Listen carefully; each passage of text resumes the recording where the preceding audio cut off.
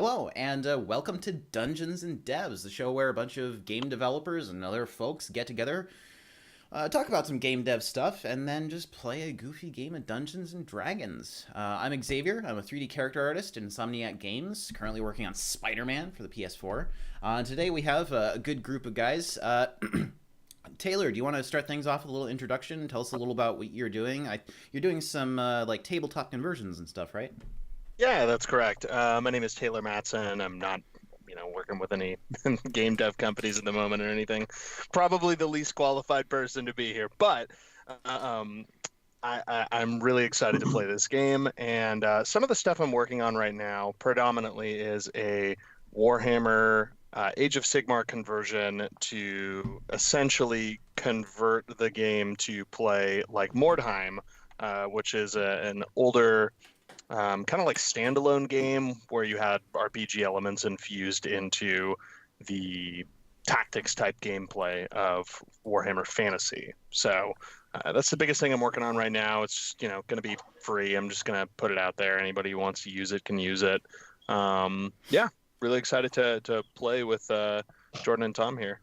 Awesome. Well, thank you for being here. I actually know Taylor from way back.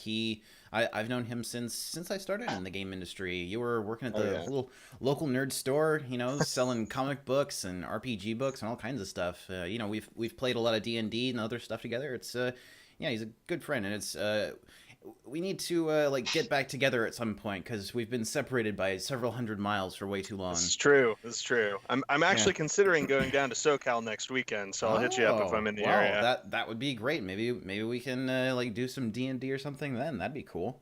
Yeah. Yeah. All right. And Jordan, what about you?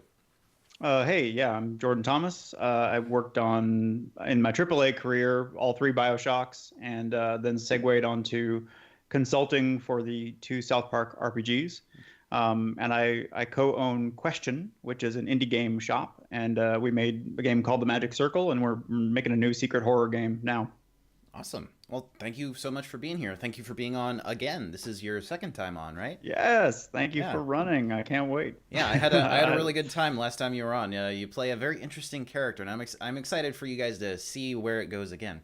And last but not least, we have Tom. What about you? Tell us about yourself. My name is Tom Cassera. As far as AAA goes, I was previously at the infamous 38 Studios. I also spent time at Carbine working on WildStar. Most recently, I was at Sony working on God of War, and now I am transitioning to an indie studio called Frostkeep, working on a survival game called Rend. Awesome. Yeah, I used to work with a couple of guys from 38 Studios, Minnow Kim and... Yep. Actually, I know a lot of people from the character team at 38. It's a shame what happened there, but they seem to have all kind of landed on their feet and gone some really cool places. There's a huge number of us in California now. Yeah. It's actually kind of weird. I work with a lot of them at Carbine, too. Mm-hmm. Yeah, I heard a lot of them went to Carbine. Lots of people are now at Blizzard, Riot, those types of places. Seems like good fits for them. Yeah. Well, thank you guys for being here. We're going to talk a little bit about some game dev stuff because it doesn't feel right to have game dev people on a show like this without talking a little bit about game dev. So I'm just going to start it off with a question. If you have some sort of resources that you tend to fall back on or something that was very helpful in your past for the career path that you're on or the work that you like to do, what resource is that, and what sort of things could you recommend to other people as far as resources go? Anybody can take this one, but Taylor, you've got I know you've got kind of a different twist on this since you're working on more tabletop stuff. So do you want to go first? Yeah, sure, certainly. It's kind of hard not to fall into utilizing fantasy tropes really heavily, especially with something like the current project I'm working on. There's just so many of those generic fantasy tropes for magic weapons and encounters, things like that I find myself perhaps using a little too much when I'm putting this stuff on the paper. But once you have it on there, I don't know. I think it's really easy to kind of look at that and then just preen away the things that are perhaps a little too overdone. So let me try and think of an example. I know for one of the things I'm doing is I'm trying to implement like some sort of Diablo-esque random weapon table in this game. Um, the idea behind it is that in original Mordheim, it's just like you get a sword. It has the ability to, parry, so it gives you like a +1 to your save or whatever. But I want to add like suffix and prefix modifiers to it so you can get these really interesting like customized weapons that adds like kind of a bit of grindiness to the game. So your main objective isn't just to, okay, it's a game where you fight and kill each other, but now there's kind of like there's like these treasure chests that you can go and get now, and you're kind of weighing the difference between whether or not you want to pick up these chests or engage in combat or, do some sort of marriage of the two. But I think once the rule set's really fine tuned, it's gonna lend itself to some interesting game types. So you tend to look at a lot of other games that where you're trying to borrow some of those gameplay elements, and then you try to incorporate those. sure, but obviously I don't want to be too derivative. So not making it exactly like Diablo, where I guess the point of that was doing, in D2 it was just like boss rushes. Just going and killing Mephisto like 50,000 times. So, my like take on that is essentially, well, we can't have like a PvE type encounter in this game because it's a PvP game. So treasure chests or finding some way to make it so when you complete the mission, you get rewards based on that. So winner gets more, loser gets something. Otherwise, the play group that you're playing with, you're going to encounter issues where somebody is just like stacked and you can never beat them because they're just going to outgear you forever. Oh, that's cool. That's really interesting. Jordan, what about you? Do you have any resources that you'd suggest, or even just like methods that you would like working methods you suggest for what you do at your companies? You do have a lot of consulting work. I know that. You've done a lot of different stuff in the past, including writing, I believe. So, is there any sort of resource you suggest, or any sort of working method that you have found works well for you that other people might find useful? Yeah. So I'll save the fun one for the second break because it's just ridiculous. But one of the techniques taught to me by Zach McClendon, the lead designer that we brought on for BioShock 2, is a method that's called the big board. And it is intended to help you sort of atomize the creative sort of risks that you're taking on your project and get them all into 3x5 cards on a big sort of cork board. And so we do pillars on the left, and then sort of promises, creative promises, which are more like the way that the thing is meant to be sold to the player. And then all the way down to individual mechanics. And each of those individual mechanics can be things like there's going to be a HUD. There's going to be health that regenerates. There's going to be a grappling hook. And because the thing that this allows you to do is to look at different versions of the project and see if you can still stomach it. So it's like, well, what if we cut these things? Does this still work? What if we cut this pillar? Well, if we cut this creative pillar, meaning one of the principles the project's run on, you can then remove all these features, and suddenly it's seeming like the thing might be more tractable, more achievable. And it liberates you, I think, because you're just looking at words on paper from the hand wringing that usually comes from making such an economical decision about your baby. So I found it tremendously helpful, and we used it on my last indie game as well. That's a really cool method. I haven't heard of stuff like that, or I haven't used stuff like that personally before, but I've heard of a lot of people using similar systems for sort of laying out game systems and general layout of the game from start to finish, for example. So that's really cool to hear about. It seems like a great way to pare down features so you can focus your attention on other ones, right? Exactly. As people walk up to you and say, what if we put this in the game? It's like, write it on a card and you stick it up there, and it's like, okay, what are you willing to lose in order to put this on that board? Like, is it that important to you, or is it just a would be cool? Yeah. That's really cool. That seems like a great way to sort of balance the way that you're going to be working on certain features across the length of the project too. Yeah, it gets you ready for saving for retirement. Oh no. Oh boy. Yeah, there's something I'm probably never going to be able to do. Tom, what about you? Is there a resource that you would suggest for some of the work that you've done, as far as either a working method or just even like an online resource where you've found a lot of good information? This might be a little bit of a cop-out answer, as it seems kind of obvious, but in my experience, it's been surprising how many people don't really take advantage of this. And my biggest resource is just other people, and not just people in your same department. Like, especially if you're a designer, it's really important to kind of talk to everyone. Like, we've had like major mechanics come out of having conversations with concept artists or character artists because they'll look at something a completely different way. They might look at a creature model and be like, "Oh, it'd be cool if the creature is supposed to move in this way, or he has this kind of weight behind his arm, and then that can influence a decision to make some sort of game mechanic." So I guess overall the answer is just actually talk to other people at your company outside of your department, because it's good to get a point of view outside of your own. Mm-hmm.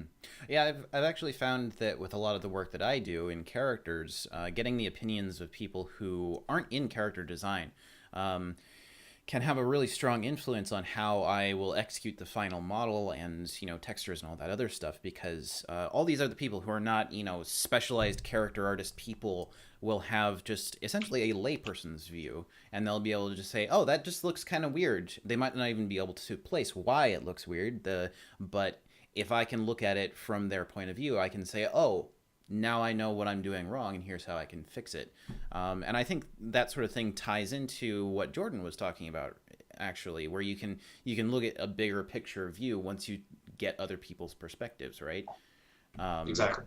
And just looking at, once again, the just words on a little card tends to help crystallize things and make it something you can view from a distance. I think that kind of helps with a lot of the things that all of us do, right? Absolutely. Yeah. Well, cool. Thank you guys.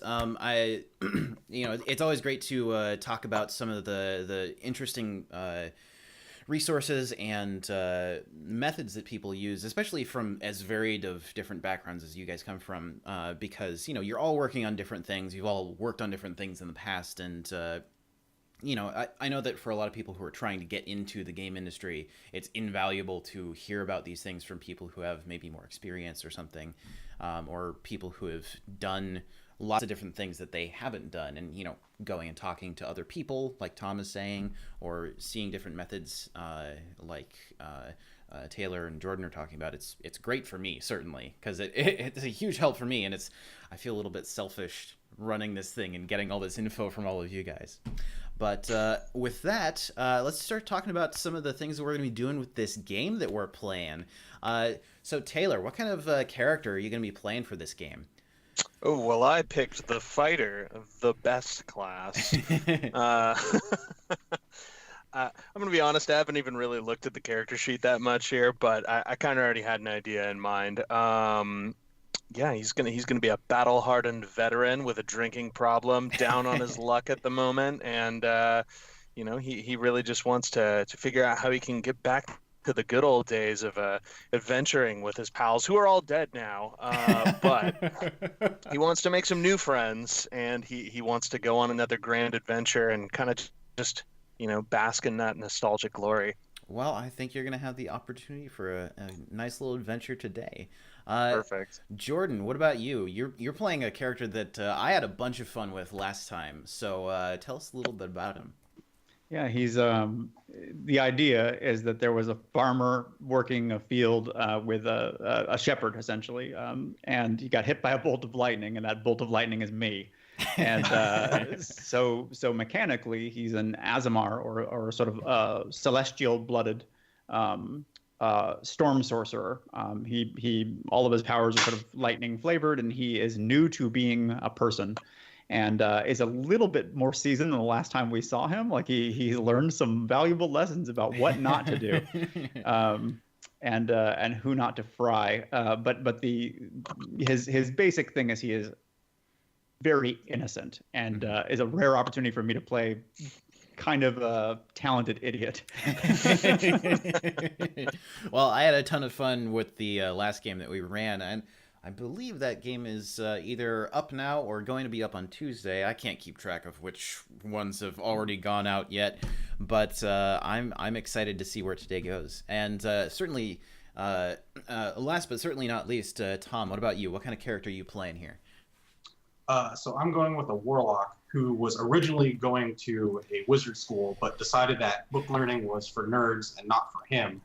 So he took the easy way out and made a pact with the fiend, thus obtaining his warlock powers.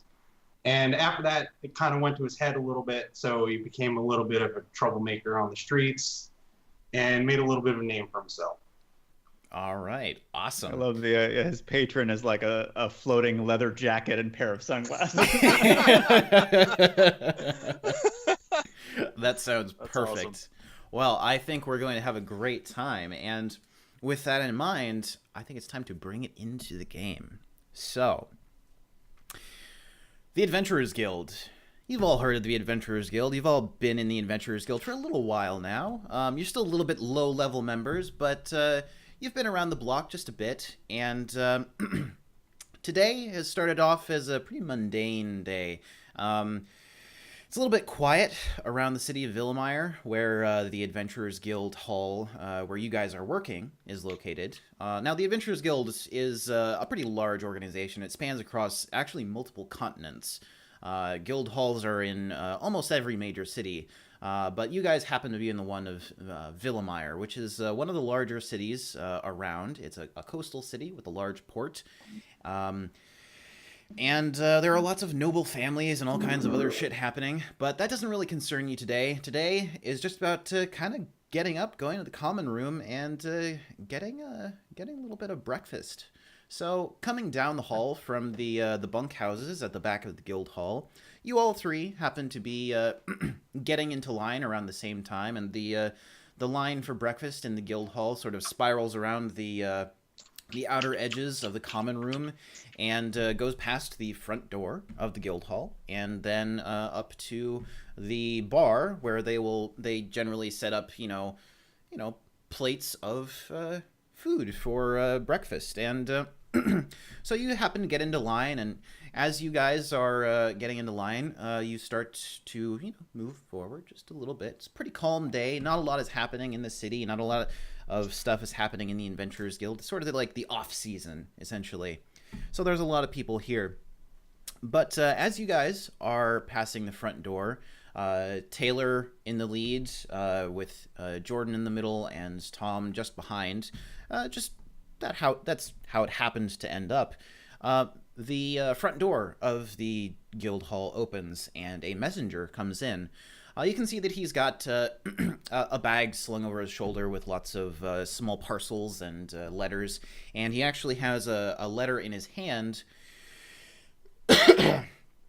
And he actually walks up to you, Jordan, since you're just right in front of him, and he says, "Hi, I've got a letter addressed to the Adventurers Guild. I just need somebody to sign my board here for it. Can you provide a signature just so I can get the hell out of here?" Absolutely. What's a signature? And he kind of looks to Tom and Taylor, and he's like, do one of you guys want to sign this? Yeah, I'll just casually reach forward, grab it, and sign a fake name and hand it back. And he's like, all right, thanks. And he turns on his heel and walks straight out the door, and just closes it right behind him. He gives basically no fucks. Now, looking at this letter, you can see, you all three can see that it's a small letter, folded in on itself. It's not in an envelope, just it's like a pretty nice vellum sort of material, and on the front flat area, it has in very fine script. It just says, "To anyone, care of Adventurers Guild." And on the back, it has a very small seal with a wax seal with an L in the middle and a little bit of filigree around the edges of the stamp. And I'm leaning down over it like, to anyone. That's me.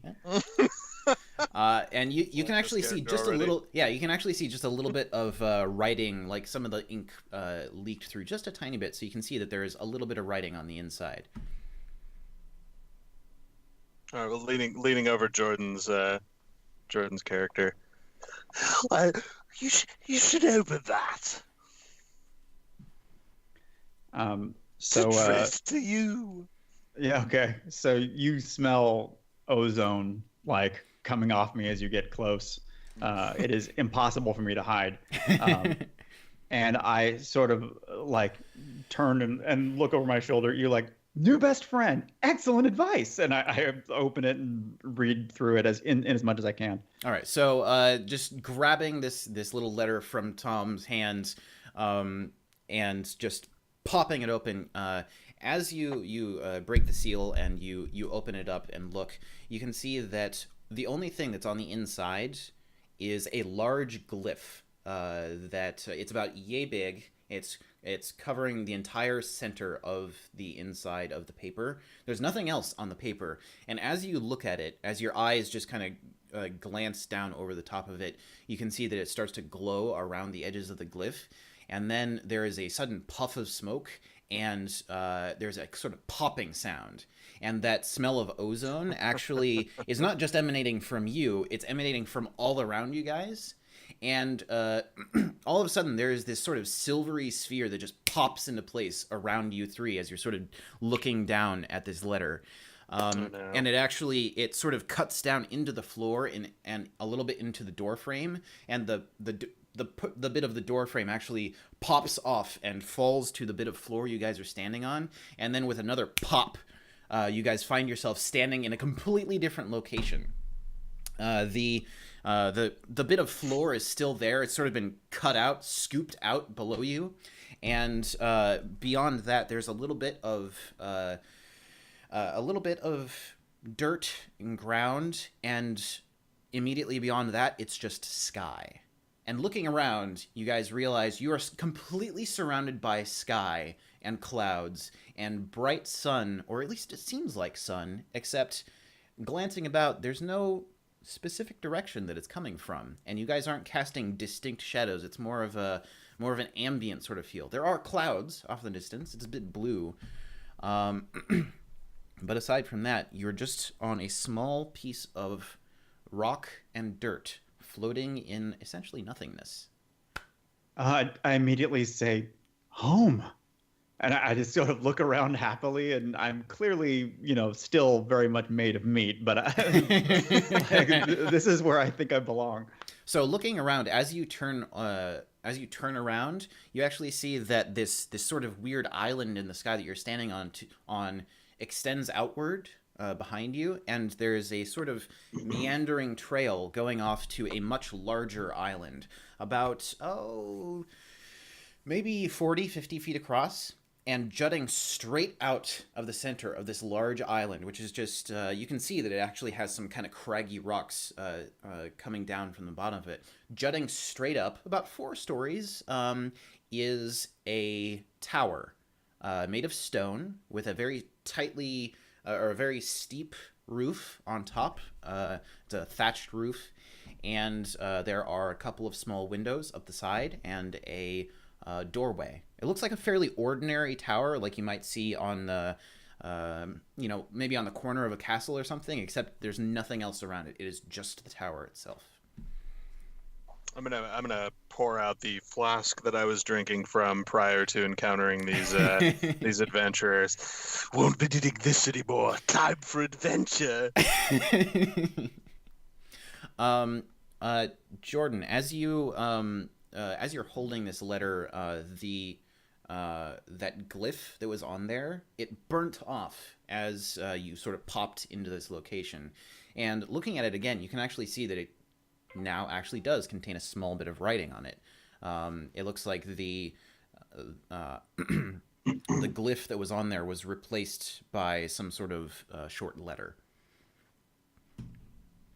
Okay. Well, this time I will definitely read it if I know the language. Is it common? Is it Yes, something fancy? it is in common, and as you look at it, you can see that it says it's a very short letter, um, and you can see that it's in a very fine hand, and it says essentially just, "Hello, I'm sorry to inconvenience you, but I have a lot of powerful enemies, and this letter was sent to you in the event, or this letter was meant to be sent in the event that I was transported to another plane."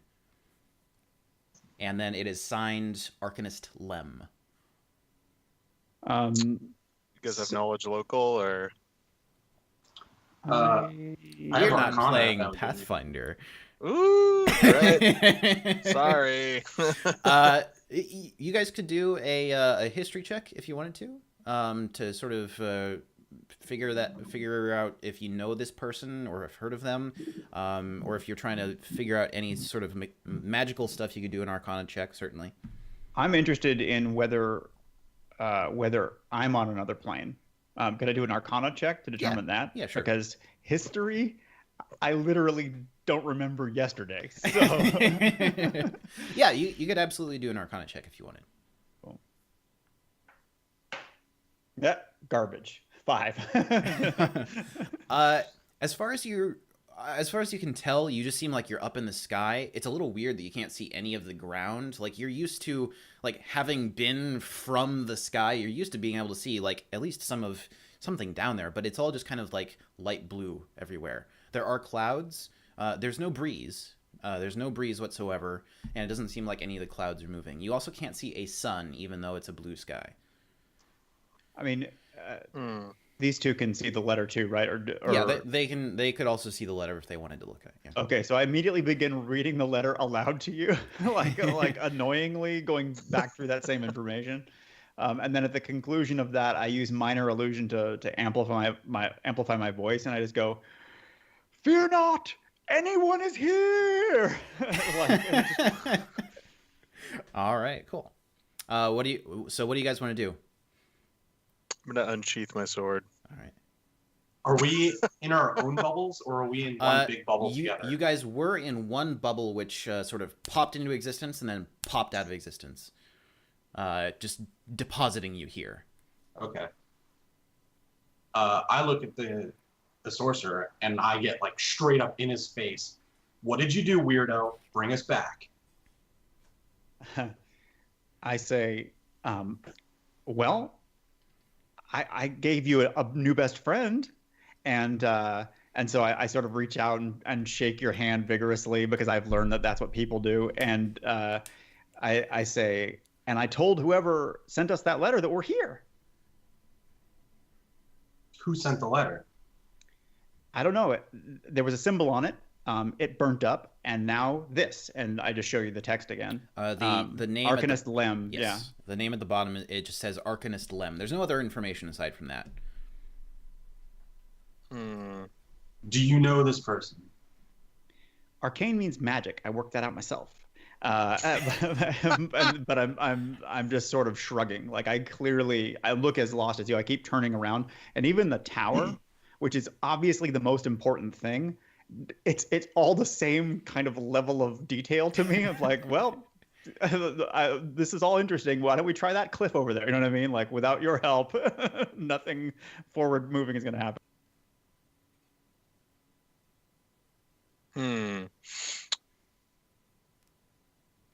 I think I'm just gonna be like, enough talk, boys. Let's head to that tower, and just start walking off towards the tower.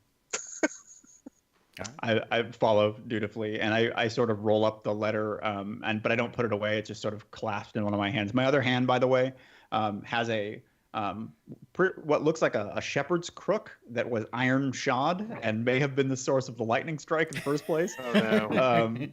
It looks kind of like chewed by goats at the bottom, and it is or sheep rather, and it is burnt. Like, most of the wood has been burnt down to just the metal in the middle. Xavier, I don't know exactly what any of the deities are in this, but did you assign a deity to any of us? I did not. Most of the deities are shared between Pathfinder and D&D. You're free to choose your own. That's why I also didn't assign any sort of alignments because I was mostly just concerned with like class features. Deities and alignments you're free to pick on your own, and you're free to essentially do what you want as long as it is within the sort of confines of the game. Okay, yeah, no worries. I will figure something out. Okay. I'm locking a door. 1 sec. Oh yeah. Tom, is there anything you wanted to do? I will randomly shoot an Eldritch Blast into the air to make sure I still have the connection with my fiend, because I have no idea where I am. Okay. Sure. Yeah. So just firing off this blast of this sort of arcane energy off into space. You can see that it actually does go out, and then about maybe 100 feet out, it just fizzles out. There's actually like a little bit of sparks as it just goes and just vanishes. And it almost seems like the distance of the clouds is far beyond that barrier or whatever. But at that point, it seems like it just will fizzle out. That's not how that spell is supposed to work.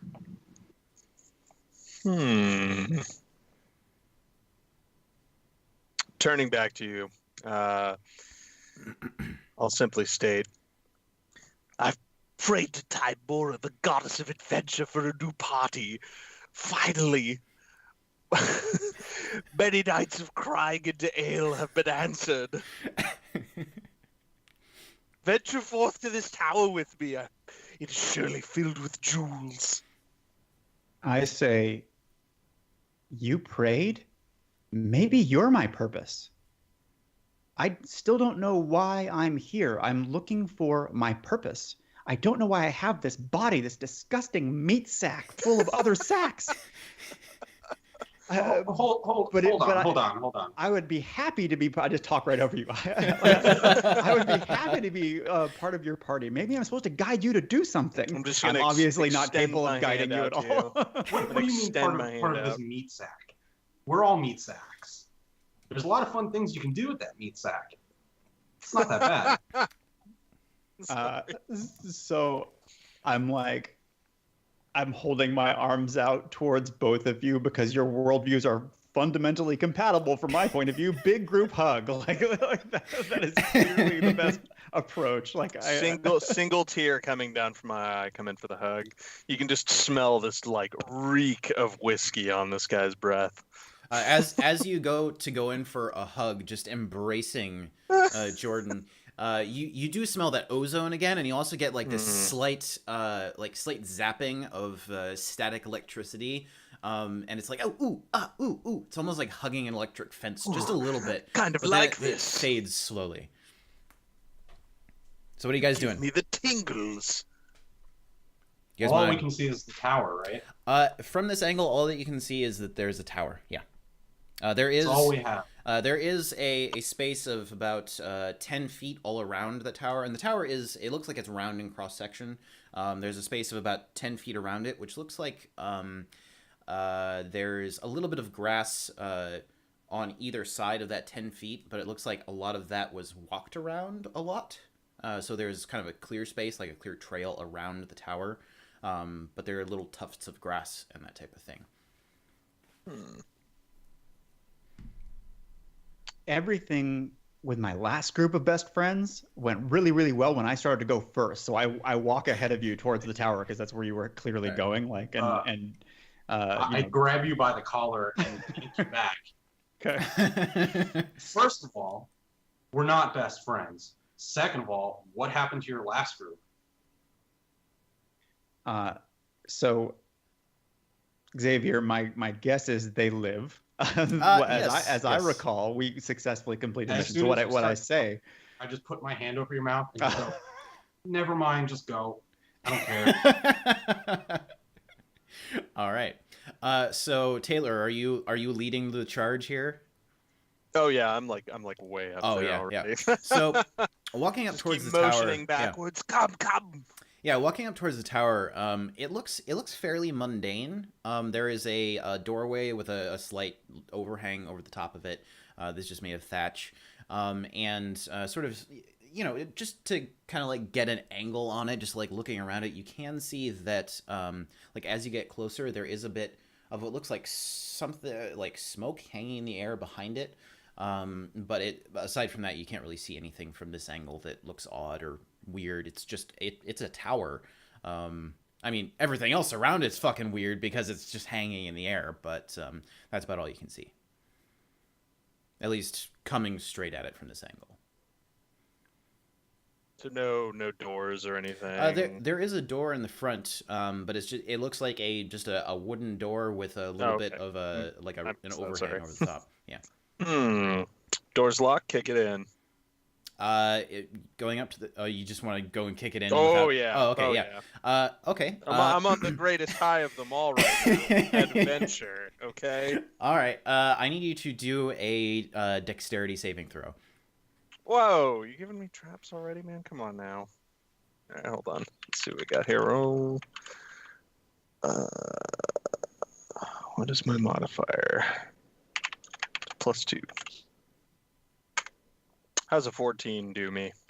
So as you just as you go and just kick in the door, immediately there is this weird sort of flash of energy that comes from actually the center of the doorway, and it's like a weird, like just for a slight second you can see like a weird ball of energy which just explodes outward towards you in this sort of like purplish flash, and for a second you're like, what the fuck just happened? And then for over the next couple of seconds you realize you're starting to feel more and more stiff and you just can't move. And best friend, I'm dying. Free me. Over the next couple of seconds, you realize, oh my god, I can't move at all. You're having trouble breathing. Your arms and legs are in the position that they were as you were landing the kick on the door. You just start to topple backwards as you're on one foot and the other foot is just up in the air, and you just fall flat on your back with your arms out like this and one leg out in front of you, and you just got your teeth clenched and you can't do anything. I just burst out laughing. Yeah, that's right. Amazing. Full belly laugh. I would never have thought to use my foot. I don't think I can talk back. My teeth are clenched. Yeah. So over the next couple of seconds, the panic starts to set in, but you can't do anything with the panic. You can't even breathe faster, and you can't hear a pulse of blood. It's just this rushing sound in your ears. It's almost like your blood is just pumping through your veins without your heart doing anything. It's a very weird sensation. It's this just rushing sound in your head. Vasovagal reaction. All right. Yeah. I'll black out. Jordan, Tom, what are you guys doing?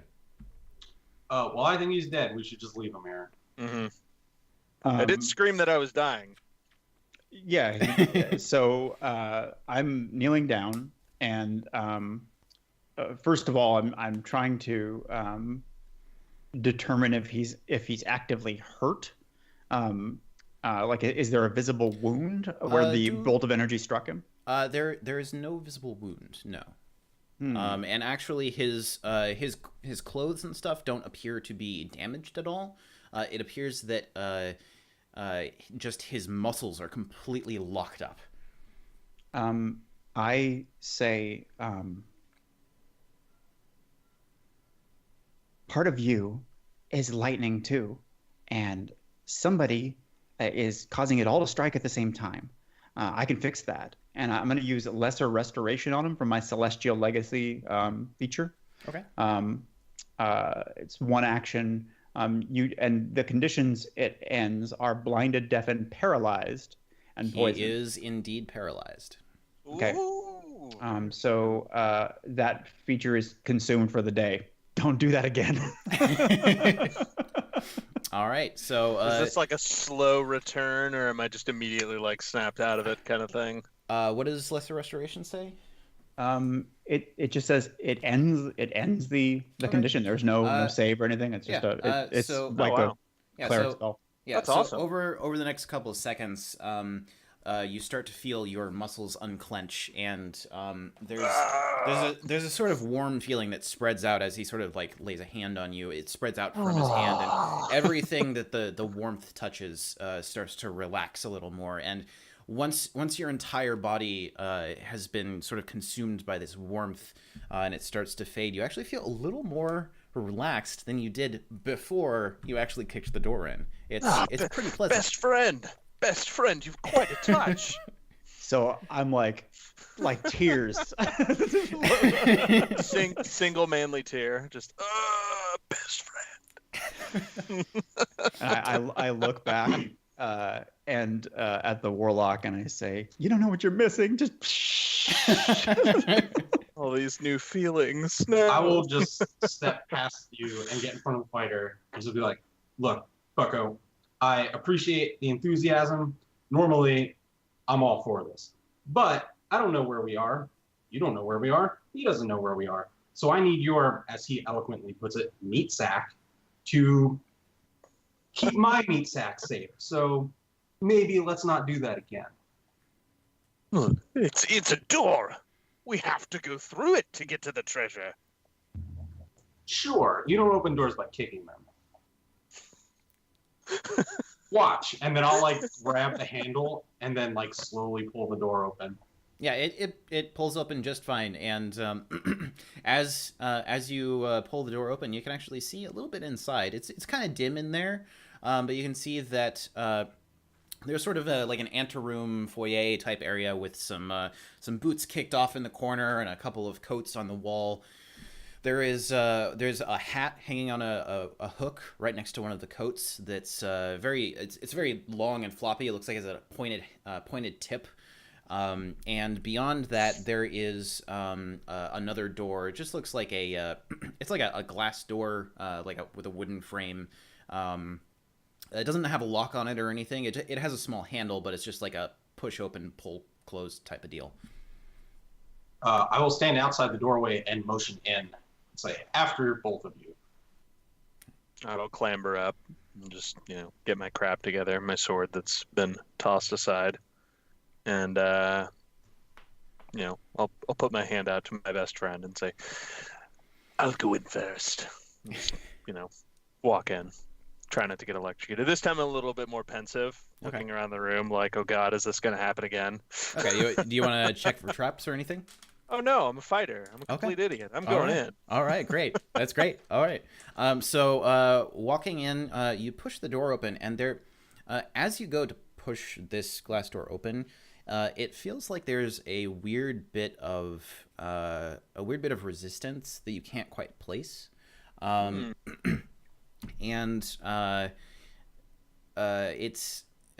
it doesn't make any sound as it opens, even though the hinges look like they're made of pretty rough wrought iron. And as soon as your hand leaves the door, it just stays in place. It doesn't swing at all. It just stays exactly where it is. Curious. Can I do an investigation check around the room just to look for anything else that might stand out? Just that little foyer area, or the room beyond? Looking around this room, you don't even really need to do an investigation check. It's a pretty small, very mundane-looking room with wood floors and then just wood walls with a stone roof above, which probably is the second floor of this tower. There's just a couple of coats hanging on a rack on the side. There's a small stool off to the other side with some tall boots that were kicked off. Excuse me. It doesn't look like there's anything else in this room. Everything appears to be just kind of simple and just all right there. It just looks like wood floors and walls and a stone ceiling. Well, someone else is here. I say to the fighter, and I'm kind of conspiratorially, but I'm stage whispering, so it's super obvious, like a child. I'm like, he said he wasn't my friend. Do you think there could be other people here who aren't our friends? I'm gonna lean in close. I'm sure he's your friend. Don't worry. I'm just standing in the corner going like this. Is your sword still out? Oh, it's always out. Come on. Okay. It's always out. So do you want to continue into the room beyond here? Yes. All right. Is there a door I can kick in? Well, I mean, you could kick the door that you just pushed very slightly, but I don't. yeah. As he passes, I to look for another door to kick. I look at the warlock and I say, he loves what he does. So Taylor, as you Yes. make your way into this next room, with this door behind you that doesn't swing at all, even though it feels like it should, you find yourself in a room that's surprisingly small, given that the outside of the tower seems to be maybe 40 feet across. This room is maybe only about 15 feet across from wall to wall, and it has stone walls on all sides, and it looks like there's a closet in the corner that's sort of like built out, or not the corner, but like on one of the other ends of the room, off to the left. Then off to the right, there is a sort of like half-round staircase going up the wall and into the next level. There are a couple of small crates and looks like storage bins and other things in this room, but aside from that, there's not too much. I'm gonna pull my crowbar out from my my bag of goods and start busting those crates open. Okay. Yeah, it looks like most of them are pretty easy to open. Some of them have actually been opened already, but the ones that you sort of like crank open, it looks like most of them are filled with various types of dry goods, and at least one of them actually has lots of small glass containers filled with various types of powders and herbs. At least one of them has what looks like several dried lizards in it. Is there any pickles? Actually, there are no pickles that you see in these containers, but there is a jar of eyeballs floating in liquid. That. Just stuff that all in my right, bag. yeah. Just we're going to need this long adventure. I'm like, the owner was transported to another plane of existence. He's going to be really grateful to you for making sure all of his possessions are safe. That's right. By the way, yeah. I think there's a staircase.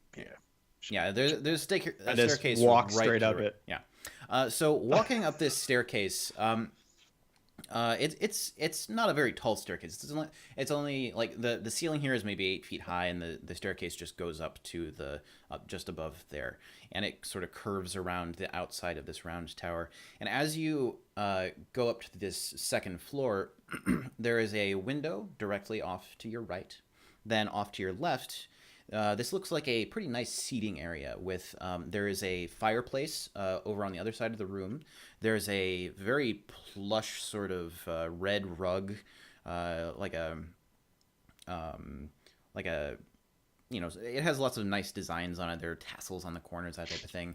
There's a big leather couch, and then across from that there are two easy chairs that are looks like they're covered in various colors of velvet, and one of them has like a nice like a throw over the top of it and stuff. It looks very comfy in this room. There are also a couple of bookshelves.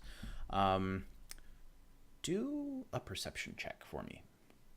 All right. Wait, who went up first? I did. Yeah, that was Jordan. Okay, cool. I didn't catch that. My bad. Yep. Oh, hey, rolled a 15. That's a 19 total. Yeah, so Nice. aside from what has previously been described, you also notice that immediately behind you, there's like a wall behind the top of the staircase, and on the other side of it, there's another staircase going up. It looks like there's continual staircases going up several floors. But something about this room also strikes you as kind of odd, because it seems much bigger than the room below it. And looking at the fireplace, you realize there's a fire burning in it. And you can actually feel a little bit of heat coming from the fire from this distance, but the flames are not moving.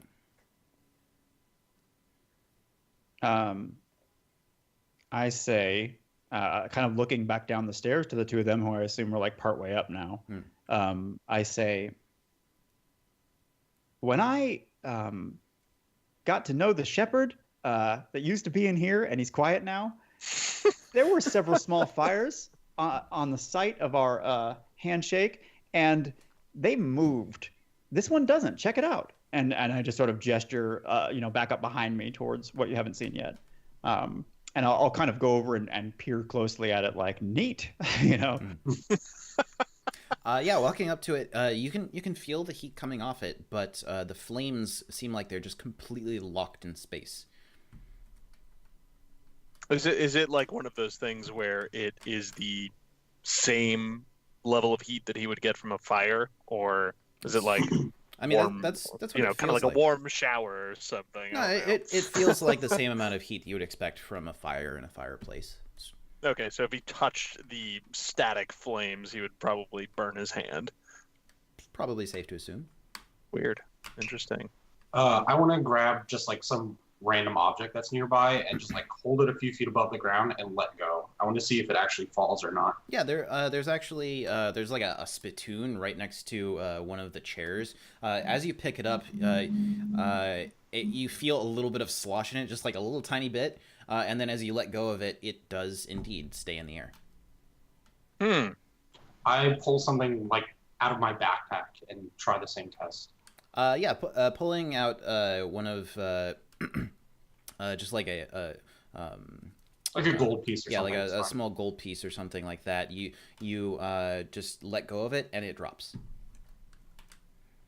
I'm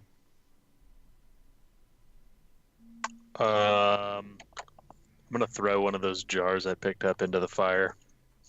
Okay. So as you reach into your pack and you pull out one of these jars, it actually looks like it Not has... the jar of eyeballs. Yeah, it looks like it has... it's just full of small, almost like pebbles. They're multicolored. It looks like there's lots of different types of little pebbles in there. You can't really tell what they're for, but yeah, they're pebbles. And as you go and for throwing in toss the fire. as you go and toss it, as soon as it leaves your hand, it just sticks where it was. Space pebbles. I would like to leave this room. Yeah. Can I try putting my sword into the fire? What happens? Sure. Just like pass through the flames? Or... It pushes through the flames a little bit, Not like and it's those almost Lego fires. It's almost like the fire kind of gets like pushed aside, almost like if it was if it was like a solid object or something, and you kind of shoved it to the side, but then it just stays there. And as you pull your sword back, you can feel the tip has gotten a bit warmer.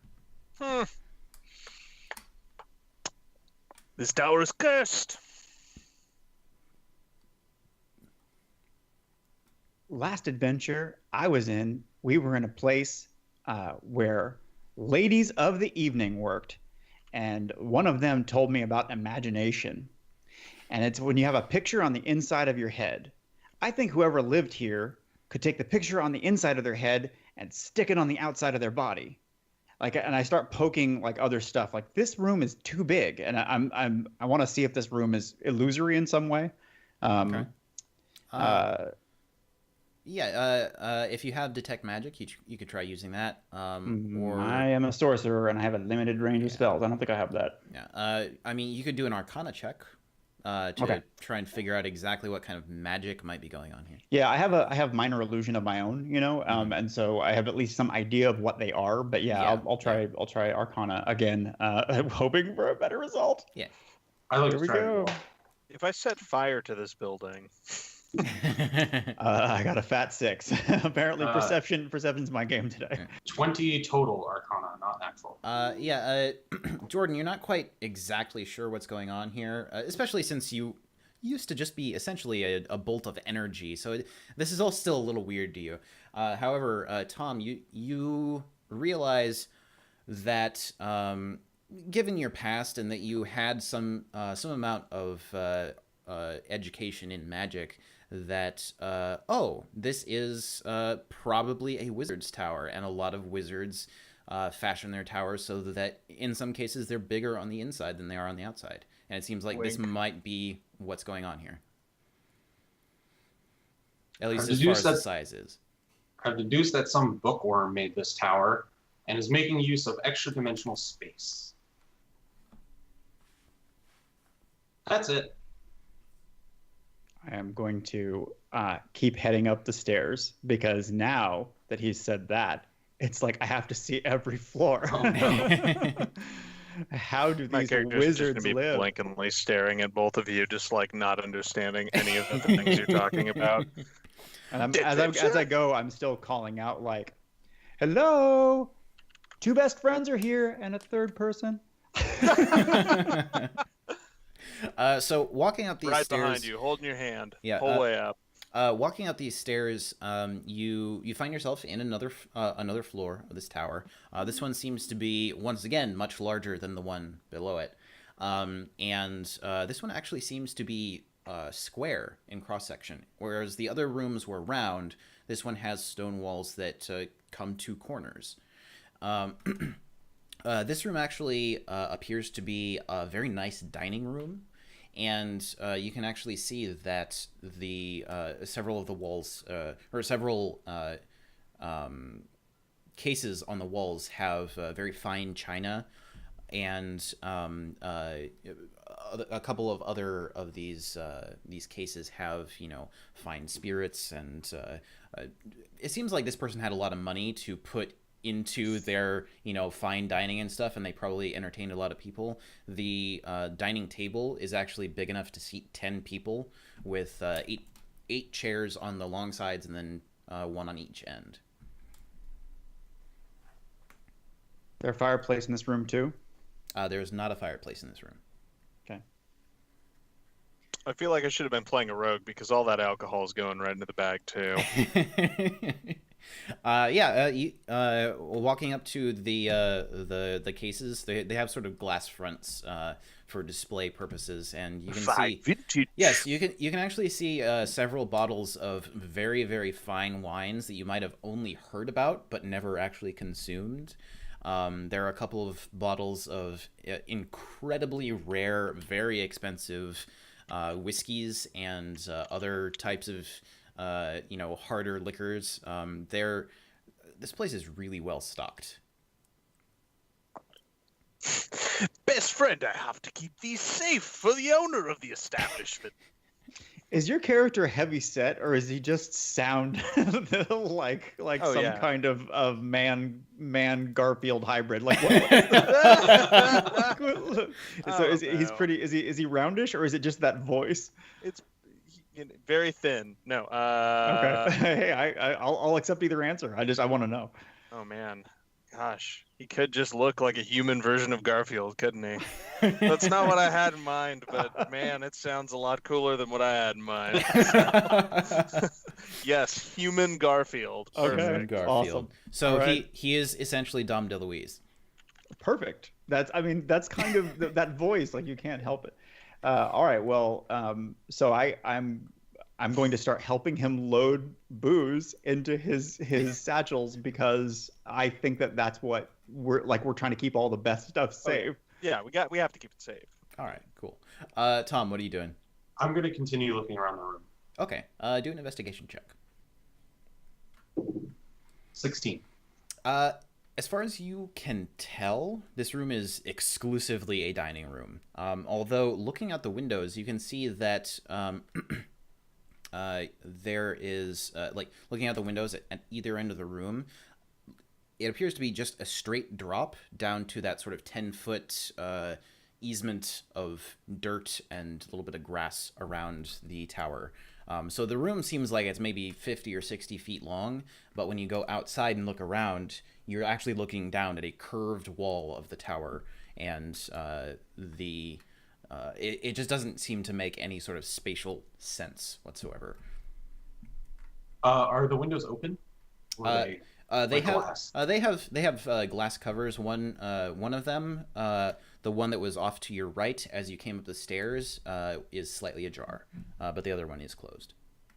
I just want to like stick my head out the window and just get a better sense of the space. Sure. Do a perception check.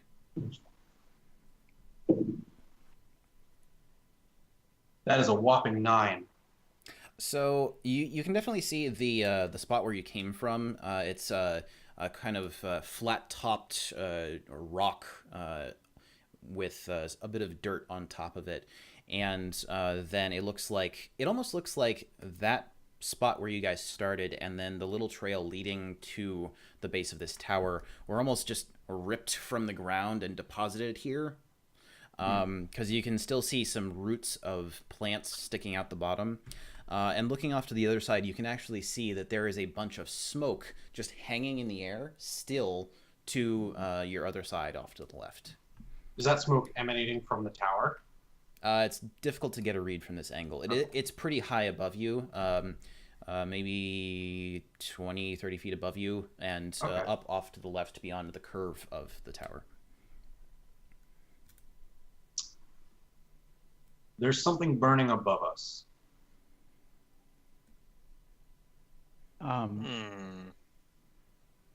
So I was in the middle of saying, like, some of these smell a lot like you. Are you sure you didn't come from here? And and I hand you another bottle of booze, and then I turn away, and as soon as he says there's something burning above us, I look up and ascend again. Okay. So going up to the next floor. Like, I am the canary in the coal mine. If anybody literally like draws attention to the fact that there's another staircase. Walking up to the next floor, this actually looks like a professional kitchen. It's a little odd seeing a lot of what's in here because it doesn't fit with what you guys are usually used to seeing in kitchens. You're used to seeing, like, wood stoves and maybe like a big frying pan type situation and stuff. But you can actually see that most of the stuff in here is made of very, very fine wood, and then there are metal countertops. There's lots of professional cooking equipment and stuff. There's some sort of contraptions off in the corner that look like they might be some sort of mechanical objects. You're not really sure what. And this room is actually a very oblong shape with like countertops and sinks along the middle of it. And then, like ice boxes and stuff around the edges of the room. And it seems like it's much narrower than the room below you, but much longer. And once again, it has a window at each end. And there is another staircase going up. I say, this all seems to be in order. I'm just going to point out the next staircase to him. Look. All right, cool. So once again, working your way up. This actually appears to be, there are glass cases on all the walls, and then another glass case in the center, and it's a very low light, and you can see that in sconces at various locations along the wall there are crystals with white light emanating from them, but it's still very dim. This room actually does not have windows on either end. It's about the same size as the kitchen below, and where there would be windows, like on the rooms below, there are instead more glass cases.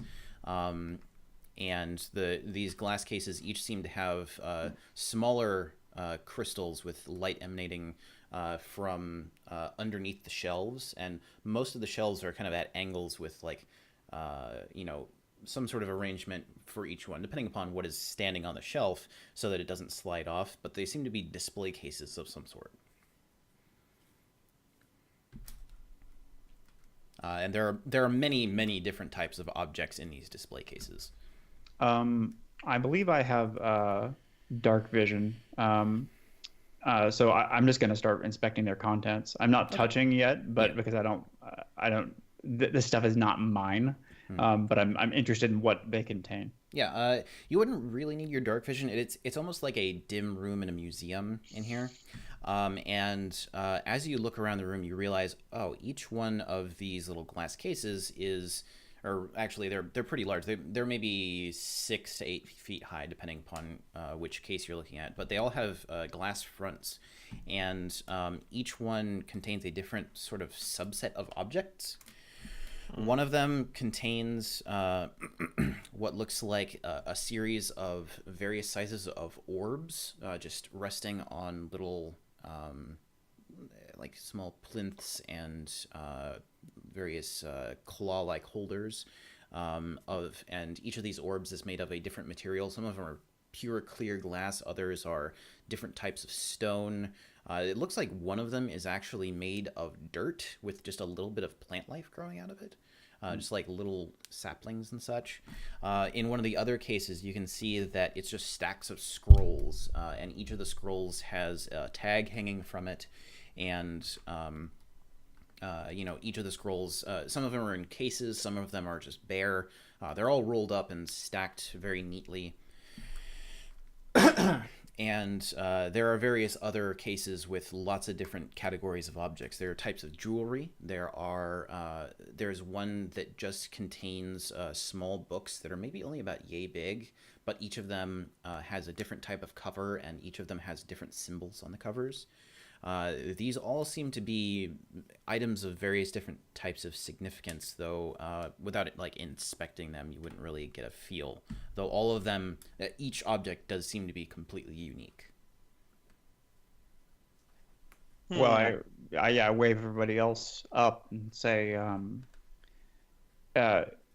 it's glass boxes full of really pretty things, and I don't realize how much bait that is for the fighter, but I'm just sort of, you guys see me sort of flitting back and forth, looking at them. Well, I'm gonna have to help myself there. All right. So what are you doing? These things are probably all trapped, and I'm gonna die as soon as I touch one. Everything else, that's fine. These look too expensive. This is bait. There's another staircase, right? Are they magical? There is another staircase, yeah. Did you want to go up while they're doing whatever they're doing? I will tap the sorcerer on the shoulder, and then point at the staircase and go, "Look, another staircase." Okay. I immediately well spotted. Head on up. All right, Taylor, what are you doing? God, I really don't want to get electrocuted again. I'll turn towards you and say, "You're not going to let your best friend wander on his own, are you?" Like a drooling eyes, just gleaming, staring at the treasures. There's probably better treasure upstairs. I'm just gonna head up the stairs. Okay, cool. Reluctantly. Okay. Tom, are you going up the stairs with them? Okay. So working your way up the stairs to this next room, it also appears to be a fairly nice sitting room, though it's a lot more cozy, and it's actually got several bookcases along the walls with a lot more books than you saw down below. There's no fireplace in this room either, although on the desk in this room, across from where there are some nice chairs around a small coffee table type situation, there are some stacks of books with what look like a lot of different types of notes, and one of them appears to be some type of ledger, and taking a quick glance at it, it's pretty easy to see that this is probably a catalog of stuff that's downstairs.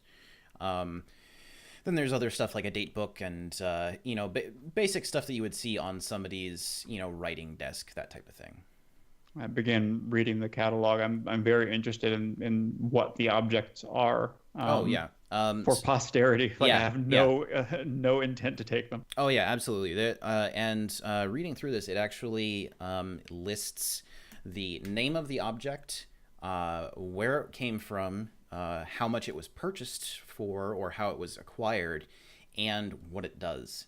And it is essentially a list of all the goddamn juiciest magical items that you could think of. Apparently, this person was a huge collector of magical items, and to some extent, each of those items in those glass cases had magical properties. Some are very mundane, others are absolutely terrifying. Like there is a scroll specifically for making someone bleed through their skin.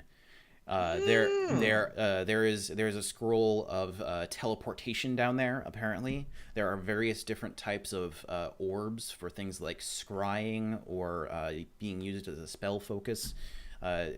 Various of the pieces of jewelry are actually they either contain or are able to cast spells. There's just a huge array of things down there. No weapons, though. It looks like this person was only interested in items that were magical, but not things like weapons or armor or anything along those lines. Nothing barbaric.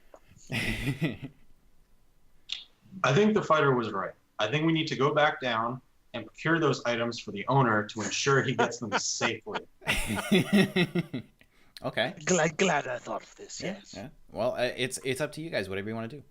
It's the old. Come on. And there is another staircase in this room. This room is a bit smaller than the room that's up that's down below it, but it is also a rectangle, and it has the windows on either end.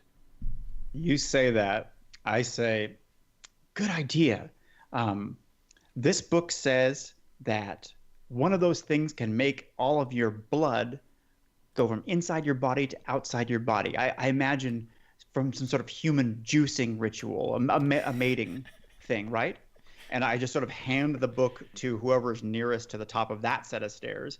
And I say, but there was something burning above. And somebody indicated to me that there were more staircases. See ya! And I start going higher up in the tower. All right. So as you go up the stairs, you come to this next room, and it appears to be a very plush bedroom. There is a big 4-poster bed with like the curtains kind of hanging down a little bit. They're drawn back, and there's nobody in the bed. What are I'm you? just like, this must be where the juicing happens. Okay, what are you two The doing? juice orgy room. Yeah. I'm Taylor gonna follow and him up to make sure he doesn't juice himself. Tom. I will begrudgingly follow. Okay, cool. So as you guys come into this room, do a perception check for me. Ooh, All right. majestic. So far, perception's been the one I can actually roll. Let's see. Hey, exactly the same thing. 19. All right. You know what? I might be reading this wrong here, but I don't know if I actually have any modifiers to any of these. Oh, do you not? It might not have been written on. Oh, dang! It must not have. I had that problem with another person's character sheet. Let me just take a look at it over here, just so that I can make sure that I have the info for you. I mean, I could probably just figure it out, but Well, yeah, I've got a +1. So. alrighty. I got 3. All right, 3. Yeah. It looks like a nice bedroom. The other two though, with Jordan in the lead and Tom kind of picking up the rear, you kind of walk up into this room, see that it's a nice bedroom, but then you realize that up at the ceiling there is just a little bit of smoke that looks like it is coming through the boards that the ceiling is made of. It's all of the floors in this building seem to be made of stone with boards on top, and the boards that make up the ceiling in this room to kind of cover up the stone, make it look a little more nice, have smoke coming through them, dark black smoke, and it looks like the puffs of smoke have just frozen in the air. Well, I will call down the stairs and just say, I found the smoke, and I'm going in. And, ignoring the bedroom completely, I'm going to try to get up to that floor. Okay. What are you other two doing? Just follow We him? should follow him before he hurts definitely. himself. Yeah. Okay. Yeah. Uh, I'll even help hoist him up to the ceiling. As you walk up the next staircase from this rectangular room, you find yourself in another round room, and this one actually appears to be a dedicated library. And walking up into this room, there is actually a lot of bright orange light coming from the other end of the room.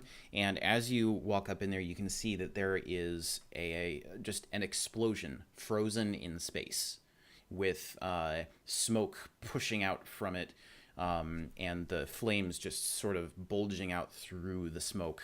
But all of it is frozen. It's extremely hot in here, and most of the staircase that you would be able to climb up is engulfed in a lot of flame. I totally just figured out what happened. Oh, I'm so excited.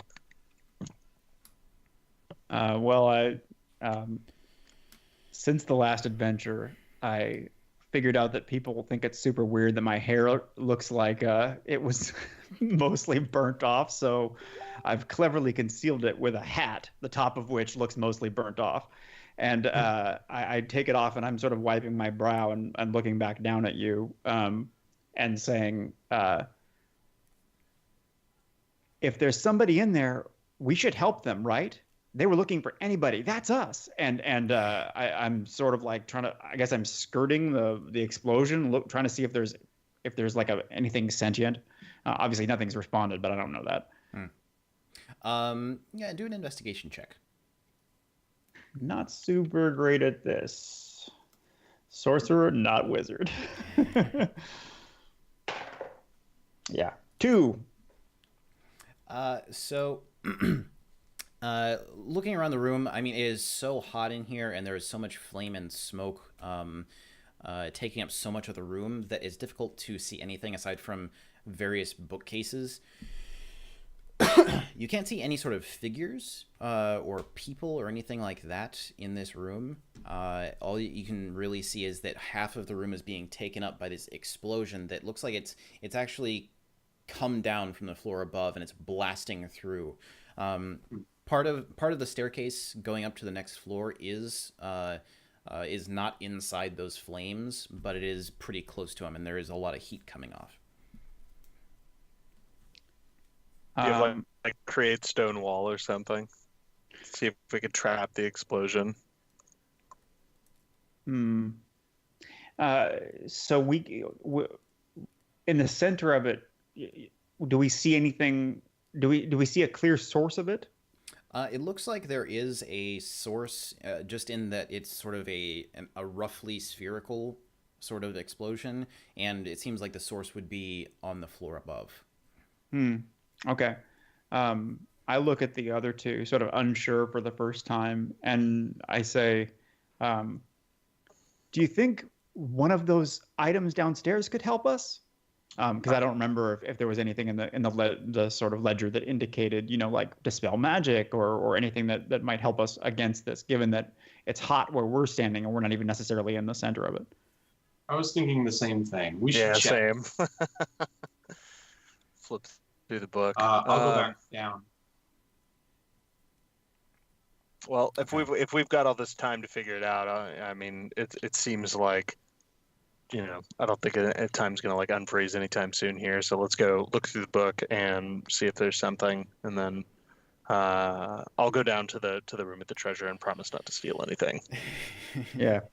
I mean, the main thing is we're just looking for because you sort of glossed through several possibilities, but if there's anything in there that seems like it might help us with heat or with, countering magical effects, anything like that. Looking through the book, you could probably find there were a couple of there was a ring of it just said ring of frost. It's pretty safe to assume that it's probably some sort of ice spell. And there were a couple of other types of objects. One was a scroll, and one was some sort of small orb that were related to doing things like freezing time in a specific area, and there are other things like things similar to like the Thunderwave spell that will blast a certain area back, that type of thing. What are you looking for? Is there a specific thing that you're looking for, like a specific object that you think might help? Is there anything regarding like force fields or water? Force fields or water? Or counterspell. Or counterspell. Let me see here. There is... Or anti-magic field. There is not a counterspell, any sort of object related to counterspell, or anything with anti-magic field as far as you can see in the ledger. Let's just bring all the treasure up there and put it into a big pile right in the center of the explosion. I don't know if that's gonna work out. Well, you were able to push the flames around with your sword before, right? Yeah, maybe we could. Well, it's really hot. That's the problem. Like, my thought was maybe we could move it somewhere, but I don't think we're actually going to be able to do that without getting like third-degree burns or igniting whatever we're using to like move it. So containing it seems like the best option. Well, even that might be bad if the person we're trying to save is in the middle of it. Wait, how big is the explosion? I didn't actually... So this room that you're in, it's a large round room. It appears to be, judging from what you can see of like the curvature and different walls, it seems like it's about 60 feet across, and the explosion is taking up probably a good half of that. Ooh. What about something with like fire immunity or resistance, something that would imbue the wearer with that? I thought that's what we started looking for. And all I found was the ice ring. Oh, okay. I thought that it was. Well, you were sort of asking about like water and you were sort of looking for things having to do with like ice and that type of thing. You could try looking for that. There was no armor or anything in. I mean, like a ring or something. Yeah. Maybe a cloak scroll which would allow us to cast that on ourselves or something, or to have best friend anyone do it. Which is your name now. Yeah. And he won't contradict you. Like, he has a name, but he can't remember. I love that. That's such a good concept for a character. That's very creative. He's like literally the only person I've ever played that is this kind of dim. And I have envied others that committed to that over a long period. I don't think I could do it for a long time, but for a short time, it's so much fun. That's kind of the same concept I'm going for with this character. I usually don't do very like chaotic, stupid characters like this, but I figured I'd give it a shot. Like, why not? So looking through that ledger, you do find that there is a section devoted to cloaks, and there is one that is a cloak of resistance. It doesn't actually say what kind of resistance it is, though. Does it say anything about the cases themselves, like command words, or anything other than just the object's name and the function? It doesn't say anything about the cases, as far as you can see. Okay. So that was what I was looking for, precisely something like that. I don't necessarily know that it's not what we need, but I'm interested. So I go back down and I'm saying, like, pretty loudly, so we're gonna borrow your best duds in order to save your life, okay? And I back down to that case, and I'm like check cross-referencing with the book, looking for whichever case number I guess contains it. Yeah, there often one corner that you guys weren't paying too much close attention to. You actually do find a case that has several shelves which look like they have folded garments on them. Some of them are rolled up, some of them are folded, but you do actually find this cloak. You can see that it has very fine embroidery around the edges that you can see, and this embroidery looks sort of wispy. And is the case locked? Does it have glass doors? Is it a sliding kind of affair? It is. It has two glass doors with wooden frames, and there is a very small lock right in the middle of one of the little wooden frames. Okay. So not knowing, like I just immediately cast Mage Hand. It looks like a little floaty cloud hand with little sparks inside it. And I kind of look grinning stupidly at my friends and say like, "That's what I used to look like." And it kind of goes over and just kind of tries to pull open the door. Okay, the door rattles a little, and there is you hear like this weird like clicking sound, almost like the sound you would get from like a gas stove when you're trying to turn it on. It has that but aside from that, nothing happens. I could kick the door in. was like, it did work so well. It's just like a glass admiration. cabinet. I mean, it doesn't look like it's a very tough door. Whatever you think is best. And then I look at the warlock and I say, or maybe you could use your hand or your head. Nobody's done that yet. You want me to hit that with this? I'm just like smiling at you. Like it seemed from my point of view, he got us into the tower. So it's a valuable tactic. So what are you doing? I want to go back upstairs to the fireball. Okay. I'm going to cast Mage Hand and try and use the hand to see if I can like push around the flames. Sure. Okay. Yeah. Going back up there and doing this. It's almost like you know how if you push your hand into snow or something, it leaves a handprint. Essentially, the same thing happens with the flames of the explosion. It sort of like pushes the flames in the same way that when Taylor poked his sword into the fireplace downstairs, it kind of pushed the flames away. The same sort of thing happens with the flames and the smoke. Does it like fill back in, or could I like carve out like a tunnel in this? It doesn't fill back in. It almost looks like it's slowly carving out a small tunnel. I'm gonna try to continue that. Okay, cool.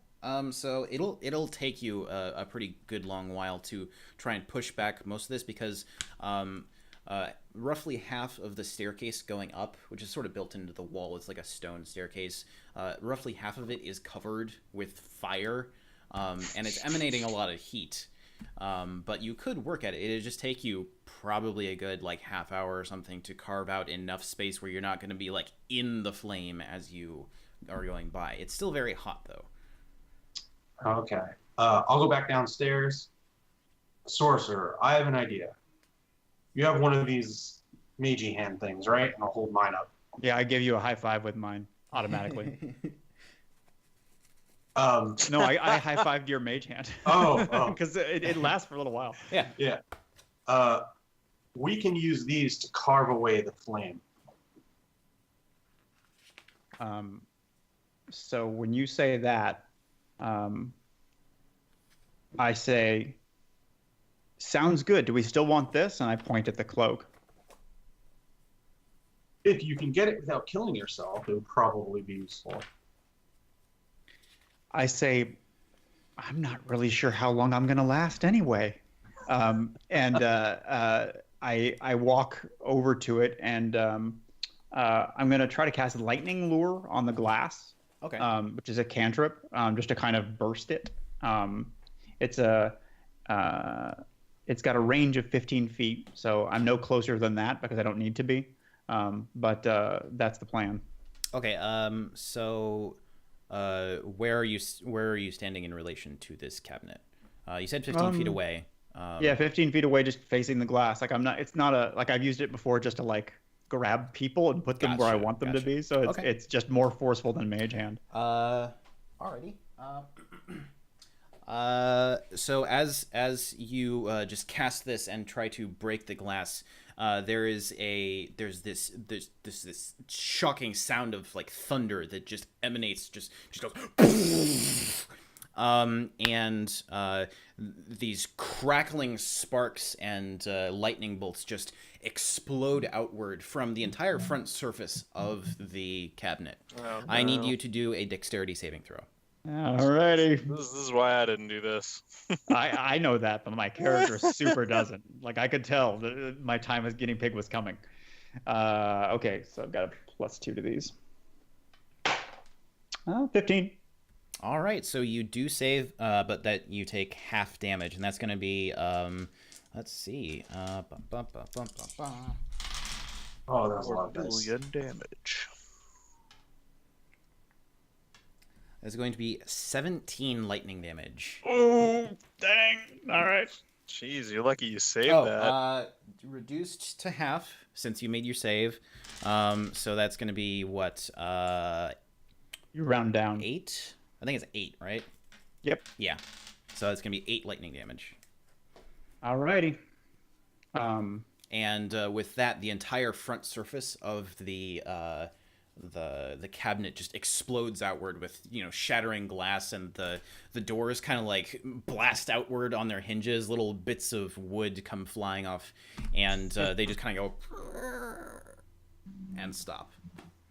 I look at everybody and I just sort of nod knowingly, just smoking, like, there's still bolts across my teeth, and I'm like, Oh man. They use lightning here. I think we can trust them. And like I'm just like I've forgotten what we were doing, and like now you guys have access to the cloak. All right. Who wants to wear the cloak? I'll wear the cloak. All right. So you just reach in and grab this cloak, and pulling it out of this case, which is I'm gonna smell it first. yeah, softly lit. Treasure. As you go to smell it, there's still that kind of smell of ozone in the air, but then as you bring this cloak up to your face to just go like, oh yeah, I love that new treasure smell. It smells a little sulfurous, almost farty, or like burning. It's not a very pleasant smell, but the feel of it is actually it's a very smooth feel to the cloak. It feels like it's just smooth across the entire surface, like you're touching a silk sheet, that just like touching it along the grain of the silk, except in all directions. Cool. I'm gonna strap that shit on and comment about how it smells like the farmers are tilling the fields again. So as you wrap this cloak around your shoulders and sort of pin it in place, you feel not cold, not chilly, but just slightly cooler. Like if you were slightly sweaty before from just like running up a bunch of stairs, you start to just almost cool off immediately. With that, I'm gonna run upstairs and get close to the fire. But if it starts feeling like too hot, I'm not gonna dive into the fire. Yeah. So walking up the stairs, you can see that Tom is slowly digging away with his mage hand in between, talking with you guys and such. And it's a little bit of an odd sight because there's just like the shape of like claw marks out of the fire, which have just pushed the fire out of the way to another spot. It's very odd to look at. But as you get up into this room, whereas before it was very warm, now it just feels comfortable.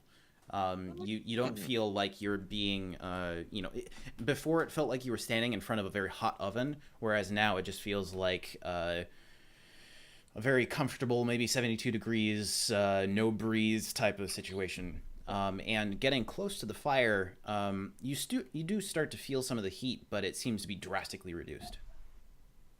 Okay, is it possible for me to like touch it, or do I see my like clothes and or skin melting away when I do that? You could try to touch it if you want. It definitely just put a finger out, just.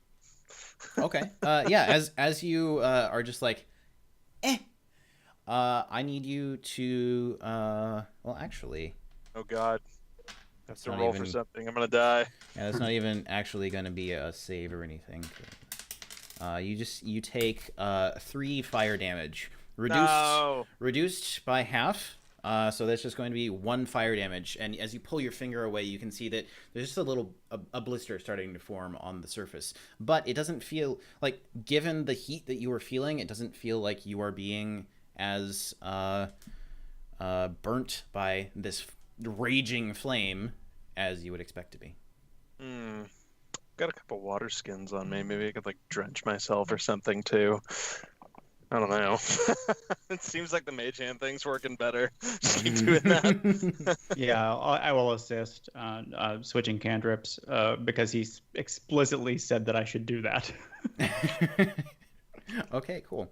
So over the next, say, 15 or so minutes, you guys managed to carve out a nice sort of tunnel-ish that you could climb up onto the staircase through.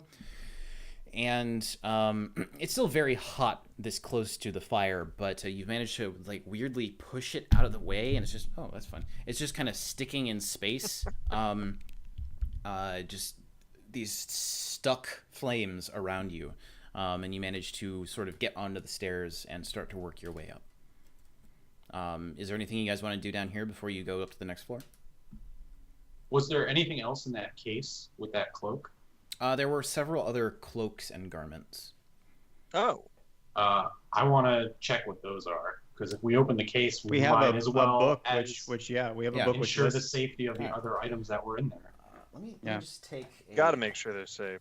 Let me take a look at what magic items I have here, because I just want to make sure that this isn't fucking weird. But there are indeed a bunch of different types of magical cloaks. There's at least one jacket and one pair of pants.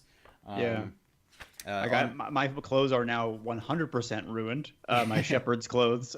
So it's time for me to trade up. Okay.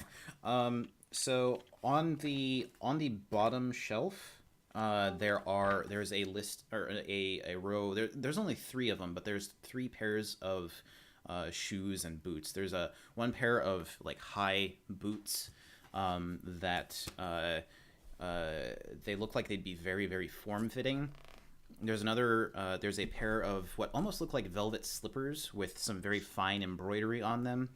And then there's one that looks like it might just actually be just a really nice pair of boots. They're very well polished.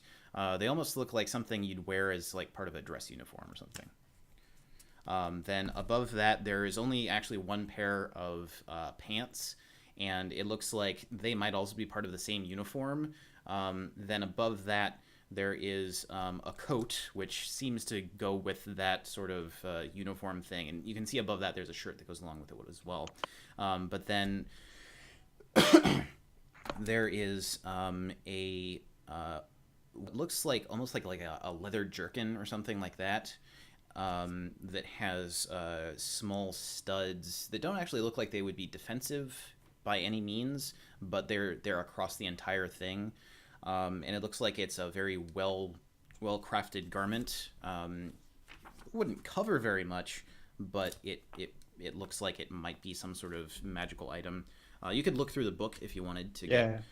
So the slippers. Looking through the book, you see that the slippers are slippers of spider climbing. Ooh. And the boots are they're boots of speed or boots of haste. I can't remember the exact name, but you would know that they essentially give you an extra action on your turn. And wow, crazy. Yeah. And I believe they would also increase your speed. I don't have I have so many magic items right here in front of me that I'm having to like flip through all of them. Ooh, that's what I like to hear. Well, that leather jerkin is actually a let's see here, 1 second. It is a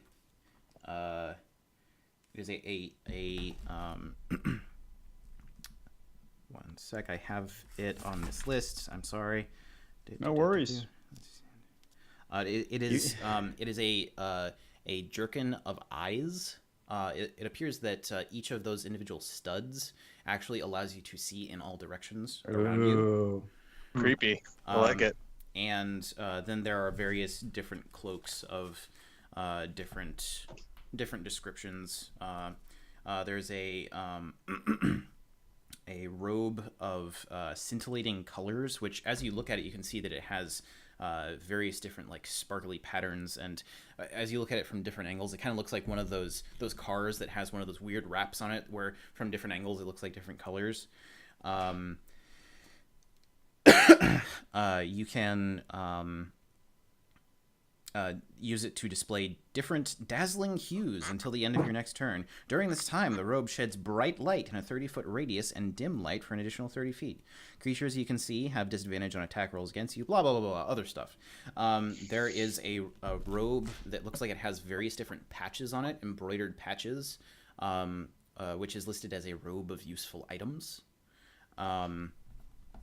There is a robe of absorption, which allows you to absorb a spell that has targeted you into the robe, and if you are, let's see here, you can use that those absorbed spells as essentially like spell slots. There absorb that explosion upstairs. There are a couple of other things in there, but those are like the big ticket items in this case. And this is the case that's open, right? Yeah, the case that's open. Work. I'm extremely attracted to the robe of scintillating colors, so I will start putting that on unless anybody actively stops me. I can't wear leather armor anyway, so no. You can wear that.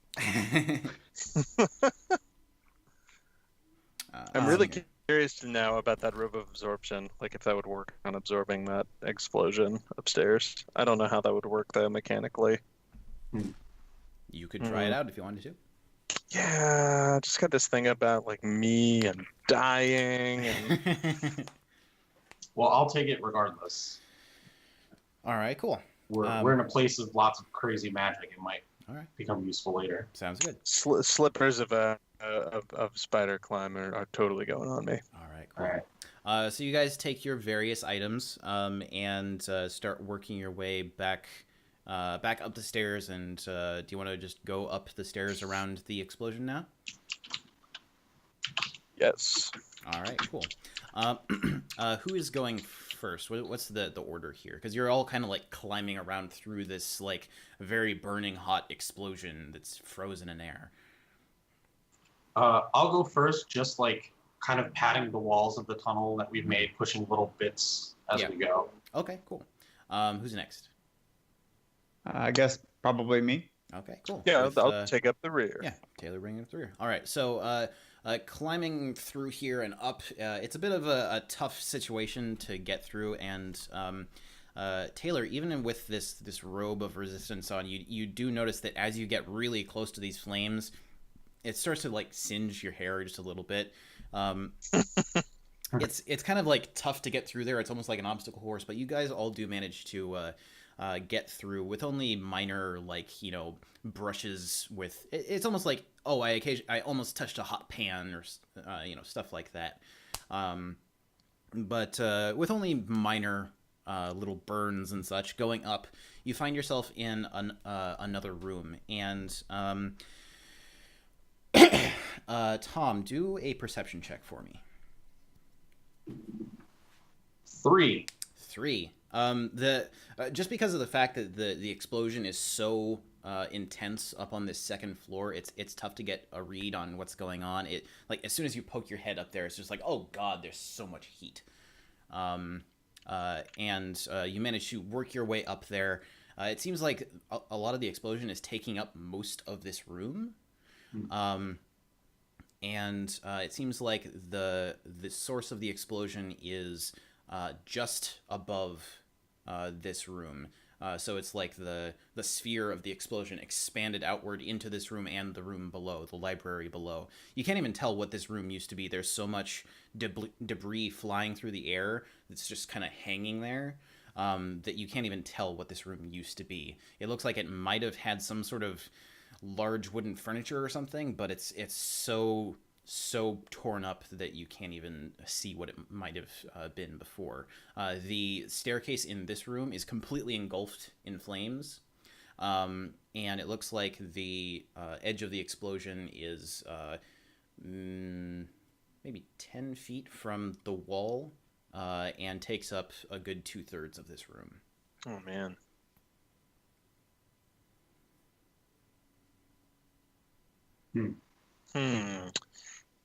Can I possibly call for a break here? Yes, actually, that would be a good time to do a break since we have been going for about an hour and a half. So yeah, well, let's take a quick break with you guys finding your way into the room that's just full of explosion, and we'll be back in just a couple of minutes.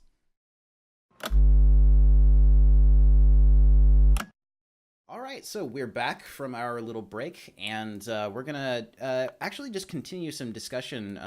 Jordan mentioned something at the beginning of the game, and I wanted to get back to that. When we were having our discussion before, you mentioned that there's something a little crazier than the other suggestion you had with working practices and stuff. I thought that whatever it is might lead to some fun and interesting discussion. So Sure.